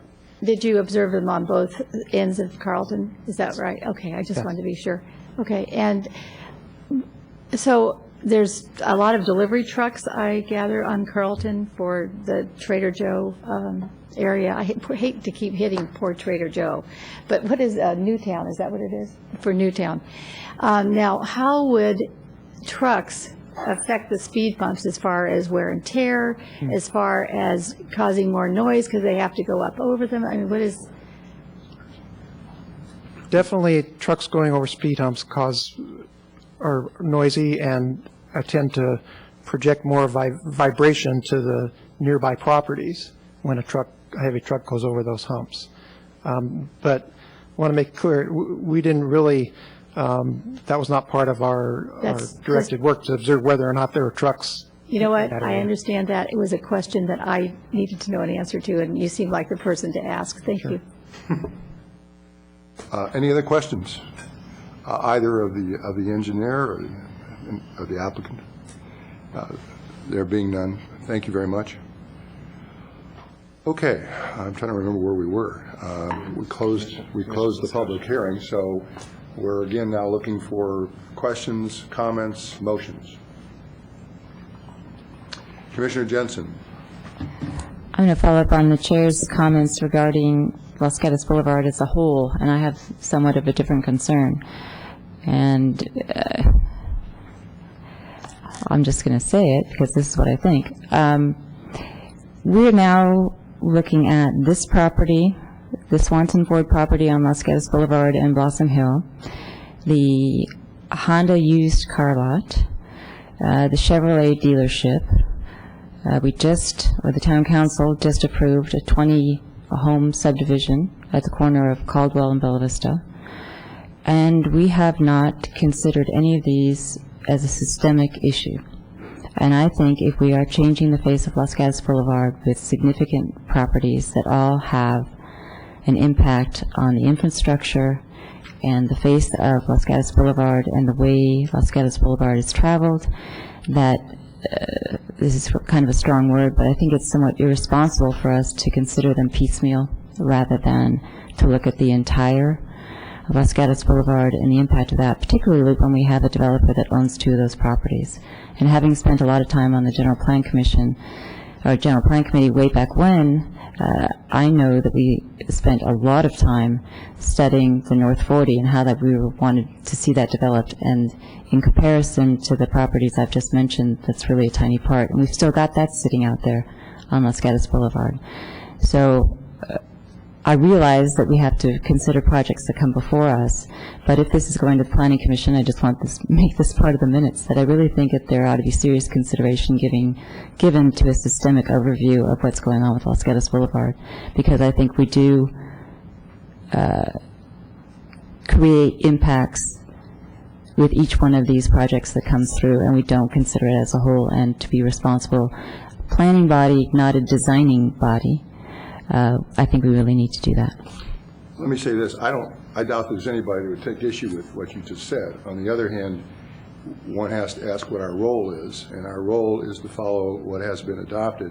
And I think our role can include what you're saying, to call to the attention of the town council that perhaps we ought to get ahead of this thing as opposed to following it. And it's very frustrating to deal with this as if it were a unique, standalone, that's the end of the project kind of thing.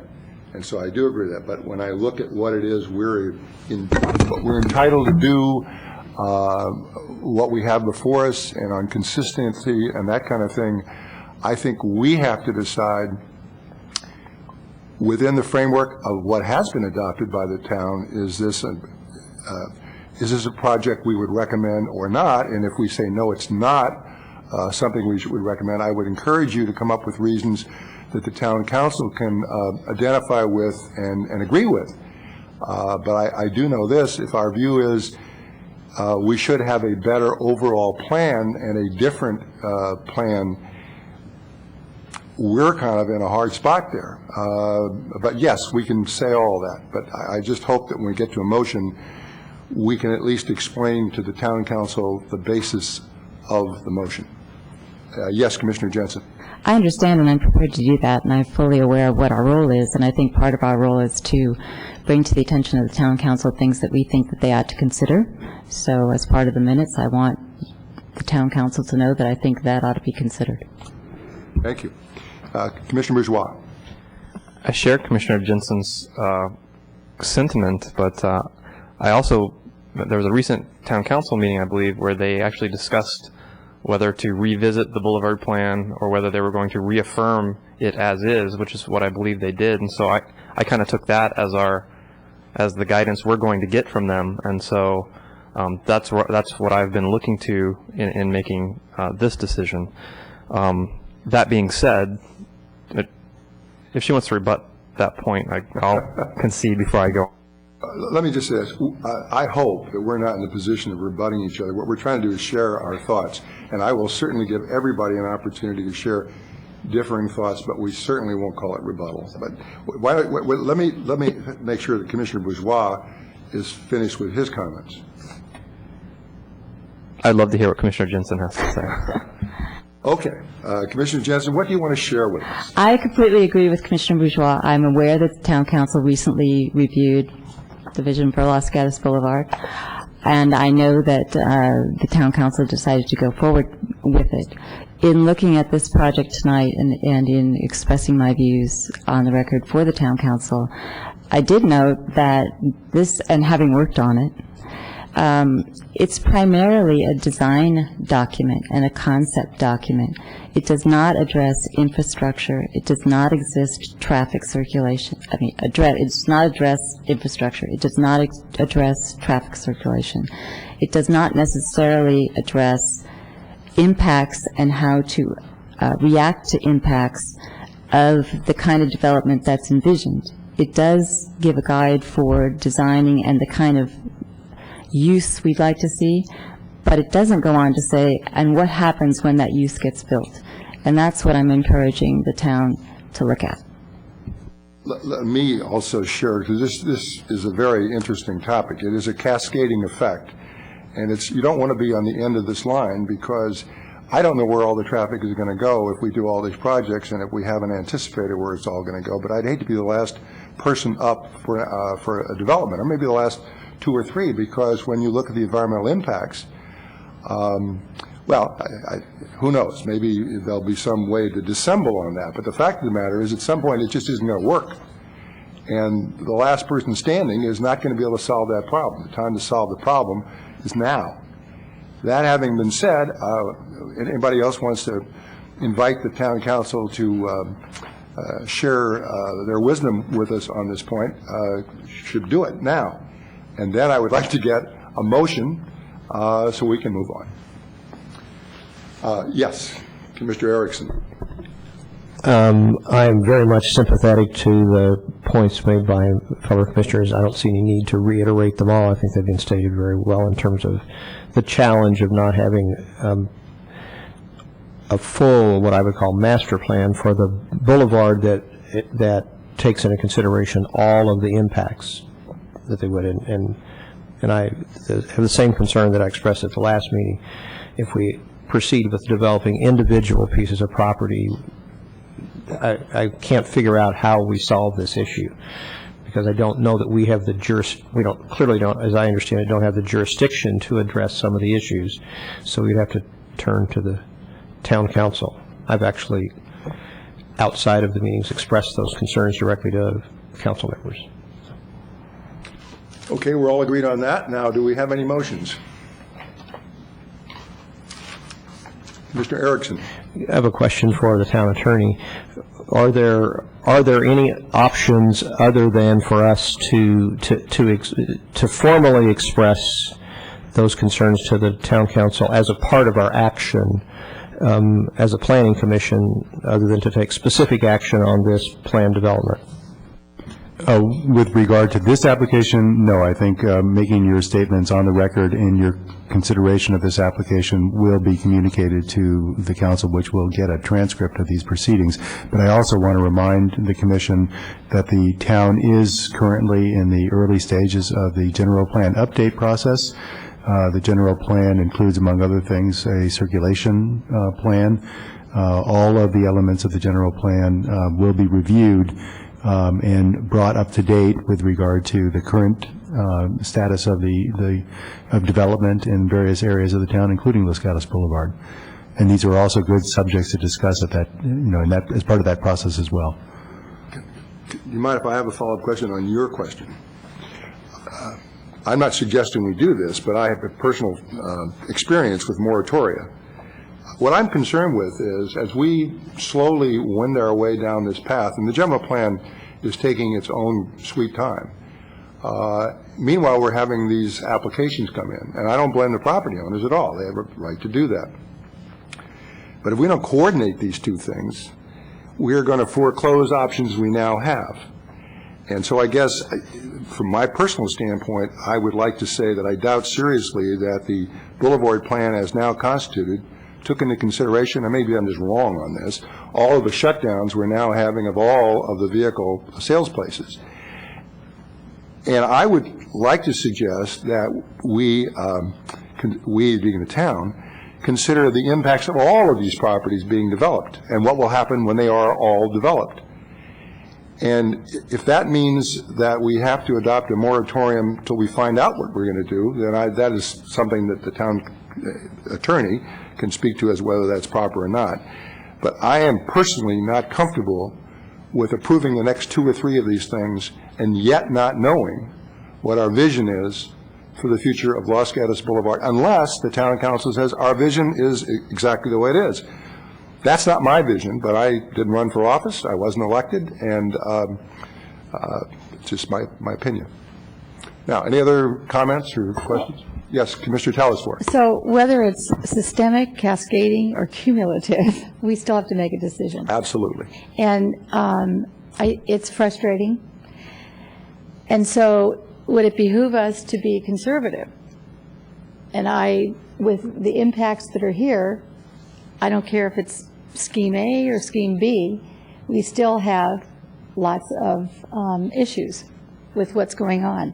Now, I don't know if we never saw a C, D, and E, so somehow the creative process may be stopped, but I do think we have to make some decision that is our guide. So I would probably want to be more conservative in looking at both these projects. So How that's does all that- I could offer. How And does I that would- express itself yeah. as a motion? It's not a motion. But you think it's not going to be a motion because I was going to ask you a question first. We're requesting approval to change a zone, so that's the motion. I mean, that would be a motion. And then the other is just to provide a recommendation. What are we doing? Is it We're a making motion? recommendations. So it's not a motion. And I think if you look at, Thank you. I don't see a page number here, but if you look at the report, page 9, the recommendations are set forth. A and B, A is, B is what the recommendation we'd have to do. So I see, okay, take a look at I did that. see that, and I had read it, and I just wanted to be clear about it. And I Okay. think Commissioner Jensen, did you want to say something further? I'm sorry. No, I'm sorry. Commissioner Telesfor. I'm thinking out loud, I'm trying to figure out how we make a recommendation, and with this vision problem we're all having, because I'm struggling with it as well. We have to address uses in this development, and I have not a clue. So here we are, and that's why I suggested maybe the best recommendation would be conservative, whatever that means to people. Well, that's very helpful. Now, Commissioner Jensen. I have a question for Mr. Korb, and maybe it can help Commissioner Telesfor, I'm not sure. My question is it an option of the Planning Commission to forward the project, since they have to consider it in any event, whether we say yay or nay? Can a project be forwarded with no recommendation as to the project itself, but to ask for consideration of a moratorium based on the comments by the Commission tonight? Very good.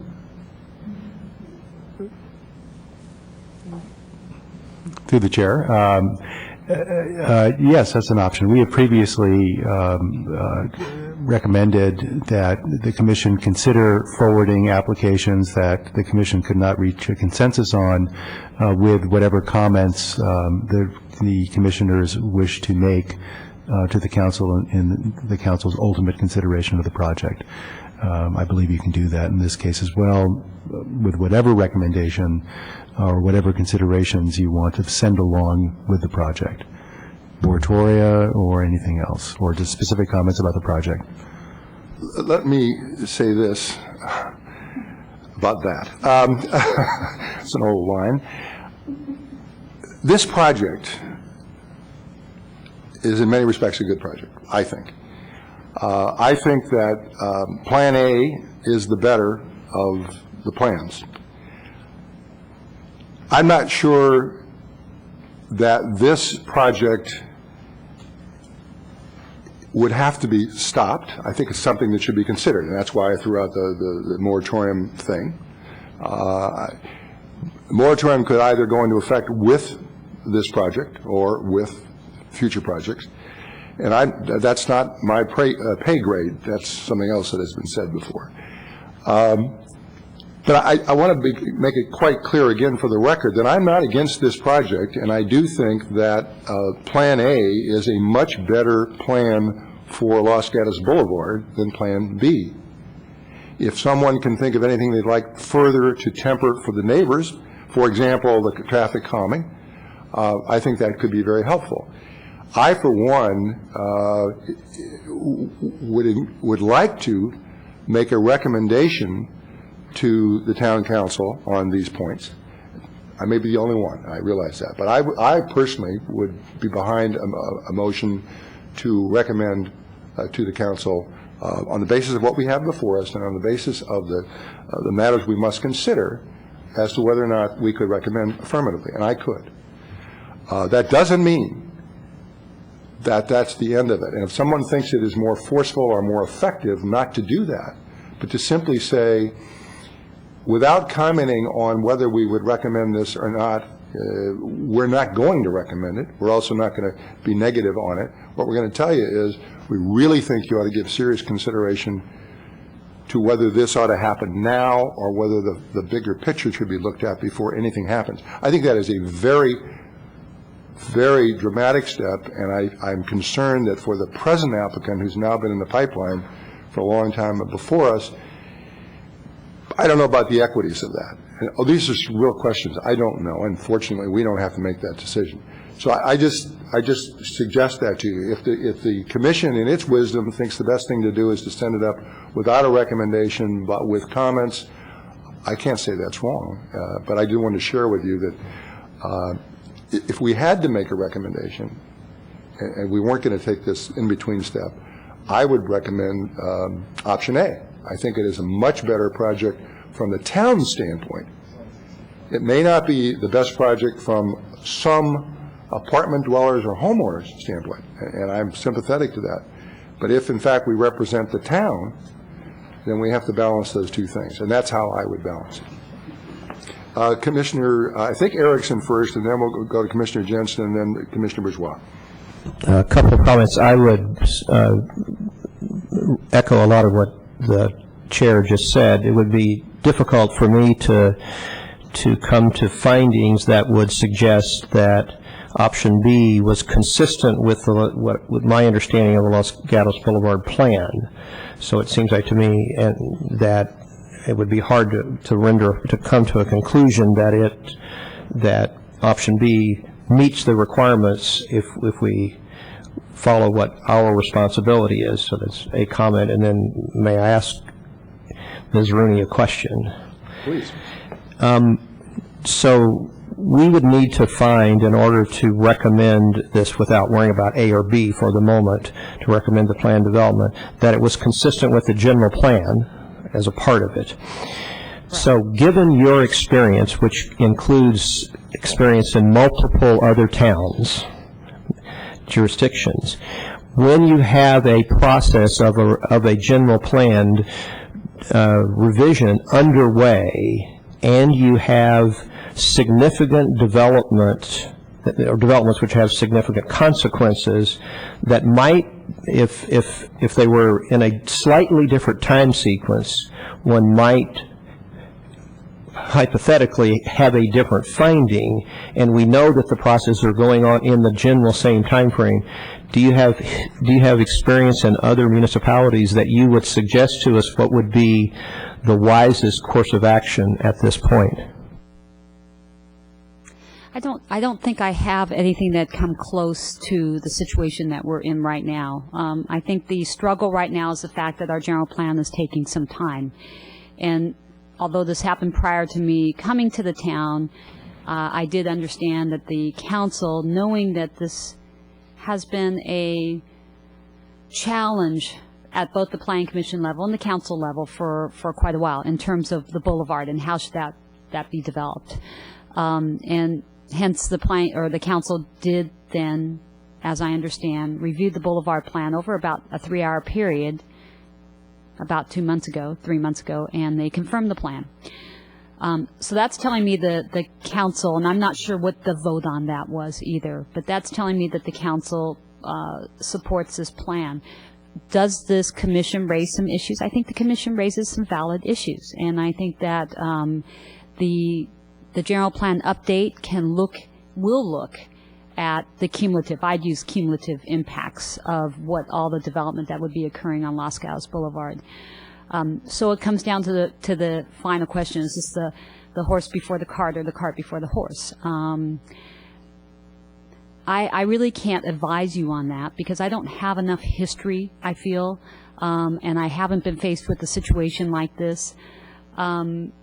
Moratorium is something I would be concerned about. I'd rather see us trying to come to some consensus on what it is that we want the boulevard plan to look like, and try to move forward on that rather than waiting a year from August 2010 when the general plan update should be completed. So I think your message that you're sending to the town council is an important message. I can tell you I will be sending this message to my town manager when we leave here tonight, so I think it's a very important message. And I wish I could give you more advice, but this is just a difficult situation for staff also. I think the town attorney would also like to weigh in on this. Thanks. I just wanted to point out one additional piece of information with regard to the manner in which the question was asked, or at least the subject of the question. staff cannot, in this case, staff has made certain recommendations with regard to the project. They haven't recommended approval of it, but they have not found any problem with compliance with the general plan as it currently exists. We know that the general plan is in the update process, but they have not found an inconsistency with the current general plan, which is applicable at this point in time. So just with regard to that issue, I want to set the Commission's mind to rest. I also, on a second point, I wanted to answer Commissioner Jensen's question directly, which I hope I did, with regard to the options for action on the part of the Commission. But I also do want to add in support of Ms. Rooney's point. I'm not going to say one way or another whether moratoria are a good idea or a bad idea, and ultimately it's council's decision with regard to that option. But I will say that they, like you, have to look at this project, and the Commission, among other things, looks at projects in detail, and council really does. You probably have already seen that. Rely on your comments, your recommendations with regard to the projects that ultimately do go before the council. They do not want to act as a detailed planning body. They want to rely on the Commission's observations and ultimate feelings about a particular project. So to the extent that you can do that, make a recommendation up or down, that is very helpful to council in their consideration. Your other comments will clearly be heard by them. They have to be there in the record. Commissioner Jensen? Thank you, Mr. Korb, and everyone else. To move this along, I think I would like to, I appreciate your comments, Mr. Korb, just try a motion. And I'll preface it by saying I do think that the town council is, I hope that they're influenced by what the Planning Commission does, but I think that if we were to make a recommendation, given all the comments we've had tonight, one way or the other on this project, if we said approve the project, I don't think that they have the flavor of the considerations that are being considered here. I also appreciate the Chair's comments about equities with this particular development. And there's equities to be balanced all around. There's equities for the residents of Carlton. There's equities for the residents of Longridge. There's equities for Los Gatos residents. There's equities for people that travel Los Gatos Boulevard. And I would be prepared to make a motion to specifically recommend to the council there should be a moratorium, although I know the council has put moratoriums in place in the past. They did in the hillside when they developed a hillside plan. There was an open space study, and there was a moratorium in the hillsides while that was being taken under consideration. So my proposal for a motion is that I would move to forward this matter to the town council without recommendation, with the council to take into consideration the specific comments that have been made regarding the cumulative, cascading, systemic, whatever it is, issues that we face with respect to not just design and use, but impacts of those design and use, which I don't think, and I think the Planning Commission has indicated, are not particularly considered in the Los Gatos Boulevard plan. And I would encourage the council, or through the motion, I would ask that we encourage the council to consider whether a moratorium is appropriate or some kind of study undertaken in conjunction with the general plan revision, or, as Ms. Rooney indicates, some ongoing study of the projects and their impact on Los Gatos Boulevard. So my motion would be to forward to the town council without recommendation, with all the comments that have been made about planning issues in conjunction with projects that we're seeing and future projects we will see on Los Gatos Boulevard. Is there a second? The motion Chair. will... I would like to potentially make a second with a suggested amendment to it, that we amend the motion to suggest that in conjunction with this, that the town council and the planning commission schedule a specific joint study session to address the issues and concerns that have been raised by the planning commission. I would accept that. Then I'd also add, based on concerns I've heard raised by other commissioners, that without making a recommendation, I think it is the consensus of the Planning Commission that Scheme A is preferable to Scheme B, but specifically without recommending approval of the project. Okay, we have a motion and we have a second. Is there a discussion? Is there a discussion? Let me say this. I have been reflecting on this because it is very difficult. We've had an opportunity in the past, and at least I can think of one instance when I failed to support something which could have been helpful to the council, and that is, with everything we've said, it seems to me that what we're really saying is, how can one make these decisions without knowing the downstream impact? But the real answer is, that is the council's concern, and they've told us, as recently as 2 or 3 months ago, that's your map, follow your map. Now, I think it might be helpful to the council if we assume for the moment they're going to follow the map they've decided. Do we abdicate our responsibility by not saying to them, look, you know how we feel about this, but forgetting that for the moment, assuming that you're going to say, yeah, thank you very much, but we've been there before and we're comfortable with where we are, we're going to change in the future. I would rather say, yes, we're going to recommend that you do A or B, or we're not going to recommend it because of, for example, the report says, what about the mass and scale? What about the views of the hillside? What about the uses? Those questions are all left open. So if any of the commissioners say, I would turn this project down because of A, B, or C, that could be helpful to the town. Or if somebody says, I feel very strongly that we're going the wrong direction, not on this project, but until we get our arms around it, and a year or two from now, it's kind of slow, and that's why the moratorium may be the way to go. But in the interim, here's how we feel about this project. And so I say that by saying I will not support the motion, but that's the reason I will not support the motion. Now, Commissioner Bourgeois, I think you had something you wanted to say. I don't think I'm going to support the motion either. I think there possibly is another mechanism to get at these, and that's the CEQA process. And one of the findings we have to make is that we have to make the mitigated neg deck, and they're supposed to address the cumulative impacts of traffic. And when we were talking, I went and pulled back out the initial study, and if we think that it's inadequate and it's not taking all of those things into account, then maybe we say we deny this project because we can't make the mitigated neg deck. That's one possibility, and then have them, maybe it kicks it into an EIR, I'm not sure, but I think that's an avenue to get at that issue that is available to us. So before I get into my opinions on mass and scale and view of the hillsides, maybe we should. The only thing I would say is, the only thing we have on the record is a maximum 50-car increase, and no more than 2%. And if one believes that that would prevent you to have a mitigated negative declaration, yes, you could say I cannot support a recommendation. I think that's what we're doing. We're even recommending on the CEQA determination. So we could say we can't support the negative declaration. I, for one, would say on the record before me I couldn't do that. And I also say it seems to be a rather convoluted way to get to the point we're trying to get. It is, in my experience, the use of CEQA in a way which is not useful. It is to say, because we can't get at what we're really getting at, we're going to use CEQA.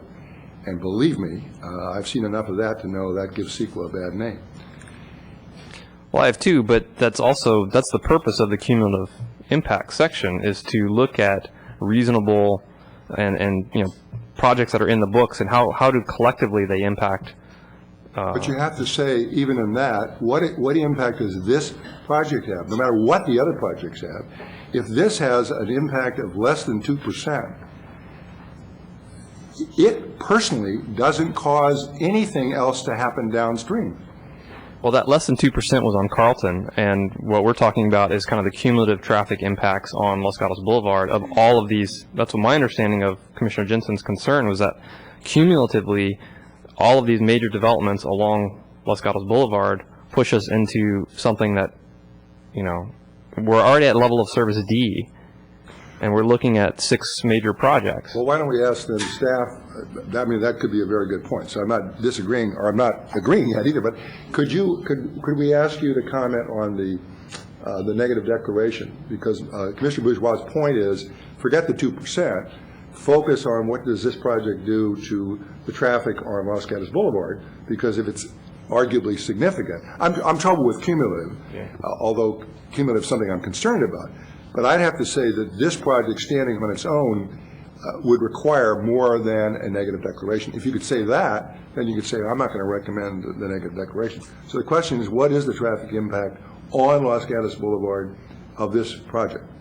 I'd like to defer that to our traffic engineer to go ahead and make a comment on that. And I'm not sure if our town traffic engineer or our consultant would make a comment on that. Are you prepared to answer that now, or do you need a couple minutes? And some background may be helpful for the Plan Commission in terms of what is looked at with traffic studies. In other words, we look at... Well, let me suggest a 5-minute break so we get the best possible answer at the moment. Okay, so let's take 5 minutes, and I really do mean 5 minutes. Oh, good conversation.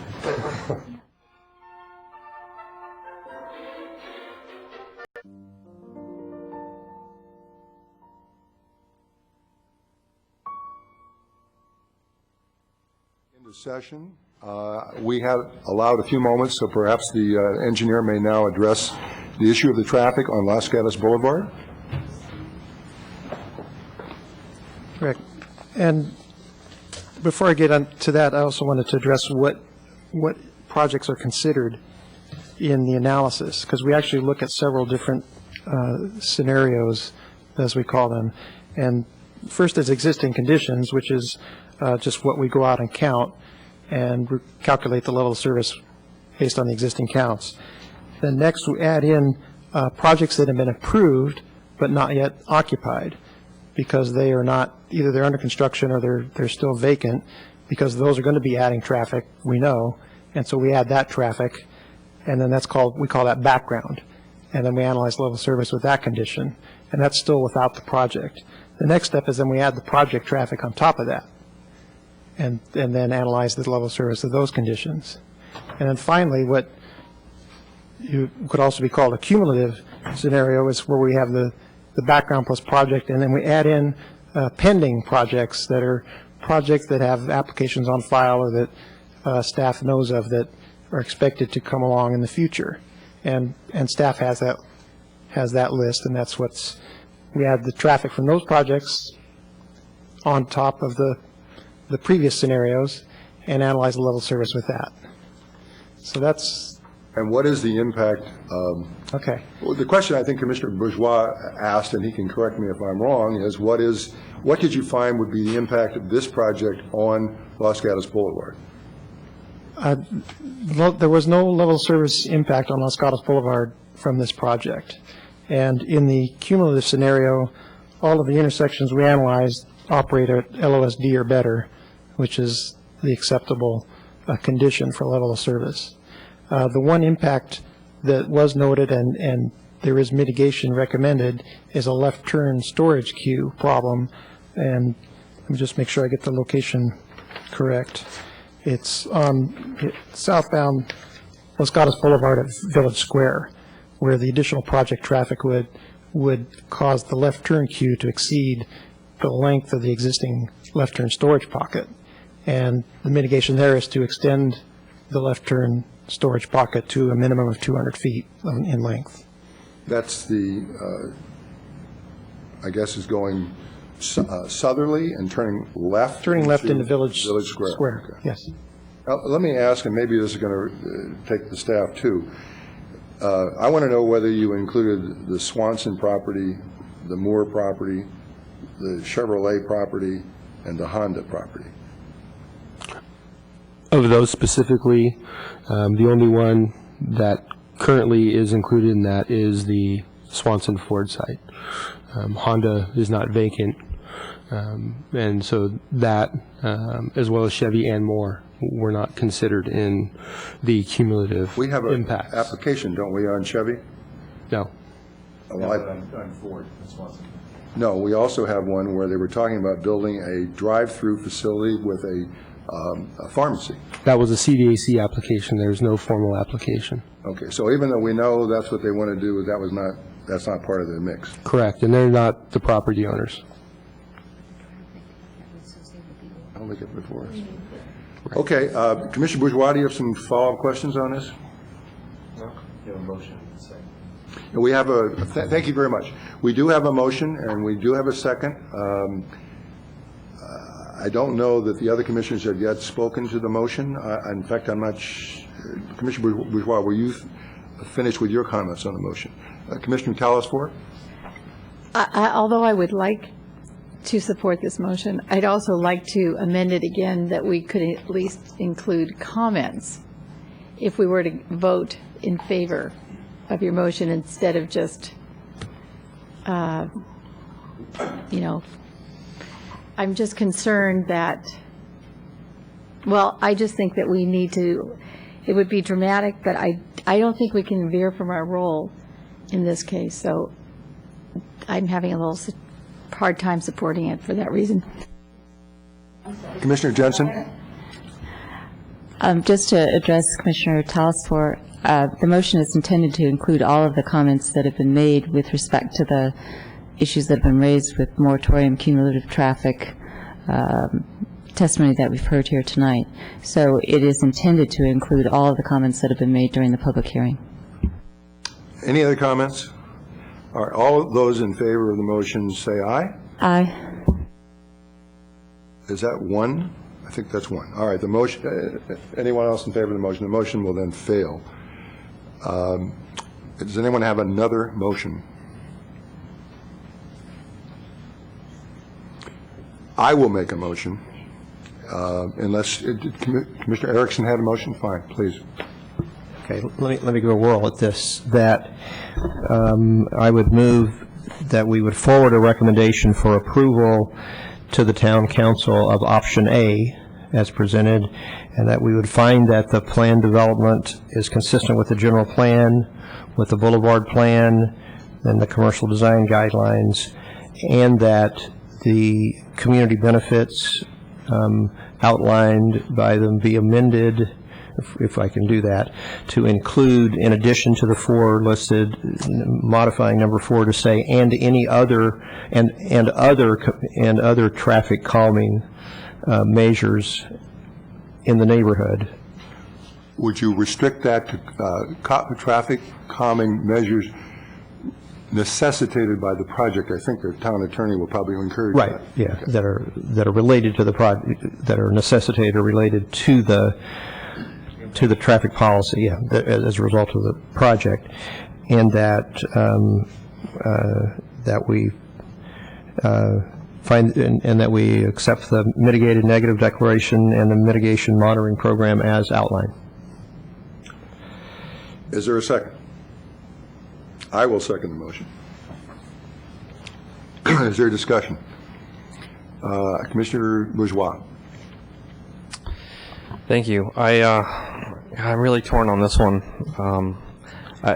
So let me just kind of go down the list of the motion, and I agree. I think option A is the better option. I really appreciate the applicant looking at option B, but I think the boulevard guidelines clearly tell us that we want to do something special and different with the boulevard, and we don't want to do business as usual. And we want pedestrian orientation. We want we don't want another El Camino Real. We don't want more of the same. This project meets all the zoning, but we have some conflicting goals, and there's the neighborhood compatibility issue, and I think the revised option A is a lot better. But I think both sides in this are gonna probably end up not being happy. Both sides need to make some sacrifices to make this compromise work, I think. And the big sticking point for me is the mass and scale of it and the blocking of the views of the hillsides. It's very clear in the boulevard plan that we should protect those views. And although we want to create something pedestrian oriented and something special, I'm having a hard time resolving those two, because there are very few vantage points where the hillsides are protected. There's many more where this building blocks them out. And that's pretty clear in the Boulevard plan that we want to protect that. However, not all intersections are created equal. Council has made that apparent in their discussions. That and so I would be more comfortable recommending denial based on that, and then receive guidance from the council for future applications on what they view significant hillside view obstruction to be. So that's my. Commissioner Jensen? I agree with the comments of Commissioner Bourgeois. I would not support a motion to recommend approval of this project. The mass and scale has not been addressed. We've heard comments tonight from neighbors and from Planning Commission that are concerned with that. I think that the photographs that we received in our desk item indicating that story poles covering the views of the hillsides are significant, and so I think there are hillside view issues that are raised by the project. Pedestrian circulation I don't think has been addressed outside of the project as opposed to within the project. I for one do not believe that a new landscaping on the median strip at Gateway or a new park strip are sufficient community benefits to offset what I see as negative impacts. And I don't feel comfortable going forward recommending approval of a project that I see as part of an issue that needs to be addressed as a whole. So I will not support the motion. Commissioner Telesfor? I also would not support the motion. It's always a challenge to balance all of the town's goals, the new development, and the neighborhoods, but nonetheless, we have to do that.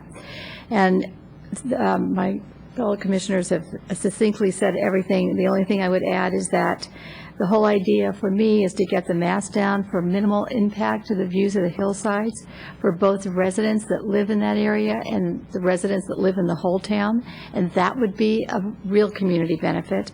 I'm concerned about the pedestrian circulation. Landscaping's required. It would have to be something really special, maybe somewhere else, but as far as what's offered, I'm not. They need to go beyond. And again, with the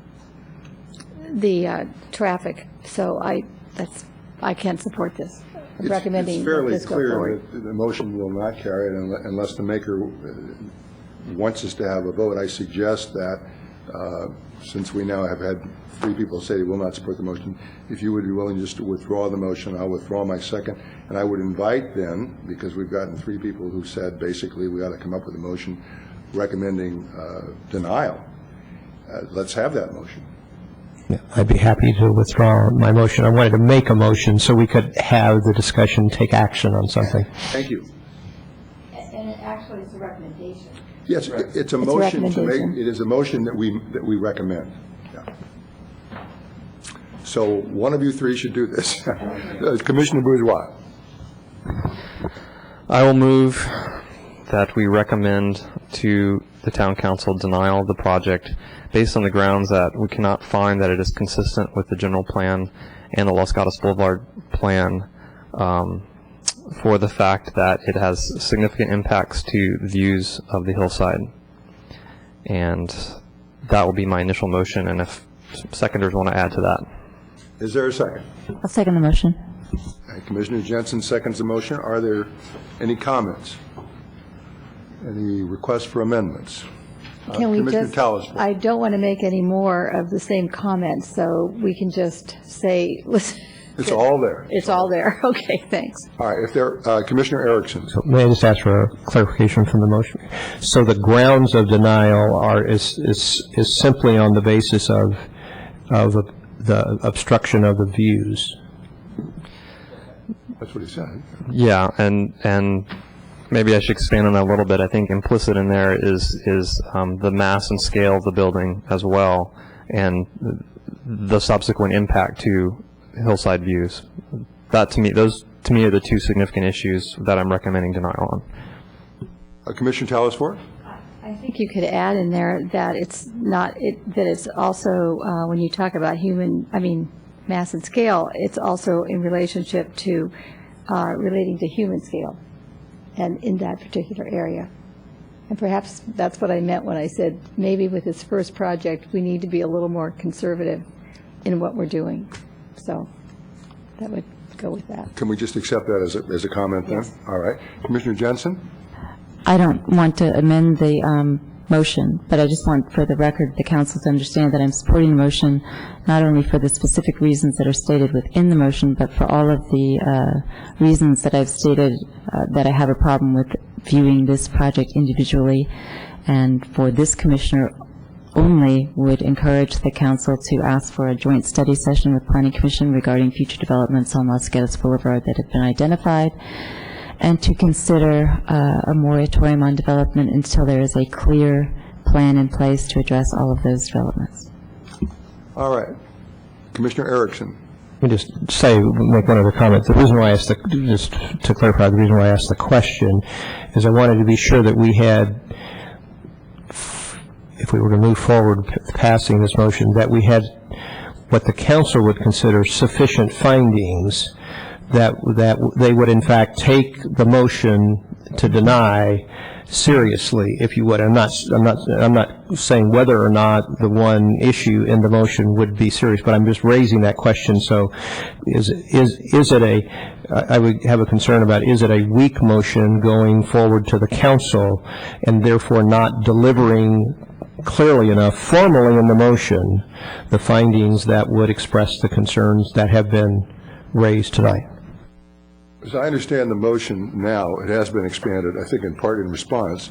That is to say two things, and John Bourgeois can correct me, but as I understand it was mass and scale and the interference with the view shed. Now those two seem to be related, but that doesn't mean they aren't separate. So do I correctly understand the motion? Those are the two reasons?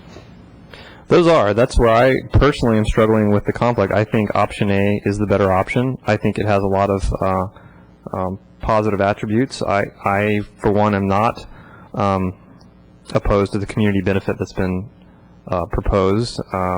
Obviously, we've had a lot of discussion about traffic. I'm sure the town council will take that into account when they're deliberating. But that, to me, is the crux of why I can't make the finding that it's consistent with the general plan and the boulevard plan. Okay. There are no further discussions. I'll call the question. All those in favor of the motion, perhaps raise your hand. I can only see that. There are 4 in favor, and I'm against it. So the motion passes. There are no appeal rights specifically related to the Commission's action to recommend a denial. However, under our code, a recommendation of denial does not automatically go to the Planning Commission or to the Town Council. I believe that staff intends to forward the application to the Town Council. Nevertheless, but I would suggest that the applicant make the request for hearing before the Town Council as the Town Code requires, just for the record, and that the request can be filed any time up until I think it's past 10 days after the recommendation is forwarded to the Town Council. I think that's the deadline, so you can do it from now until 10 days after the recommendation is forwarded. All right. Are there any staff comments or reports? We have just one item that we want to bring to your attention, that on June 6th, Saturday from 11 to 1 at the Neighborhood Center, we'll be holding our 3rd community meeting on the general plan update. This will be an interesting workshop because we'll be taking everything that we've learned so far and feeding that back to the attendees to get their input on that. It'll also be an interactive process where we'll be actually using a interactive mapping exercise to see how the things that we're starting to learn may change our land uses in town. So it should be a good process, and we look forward to having you attend. Again, we're asking the Planning Commission and Town Council be in an observation role with this. And that's all we have. Thank you. Any commission matters? The meeting then is adjourned.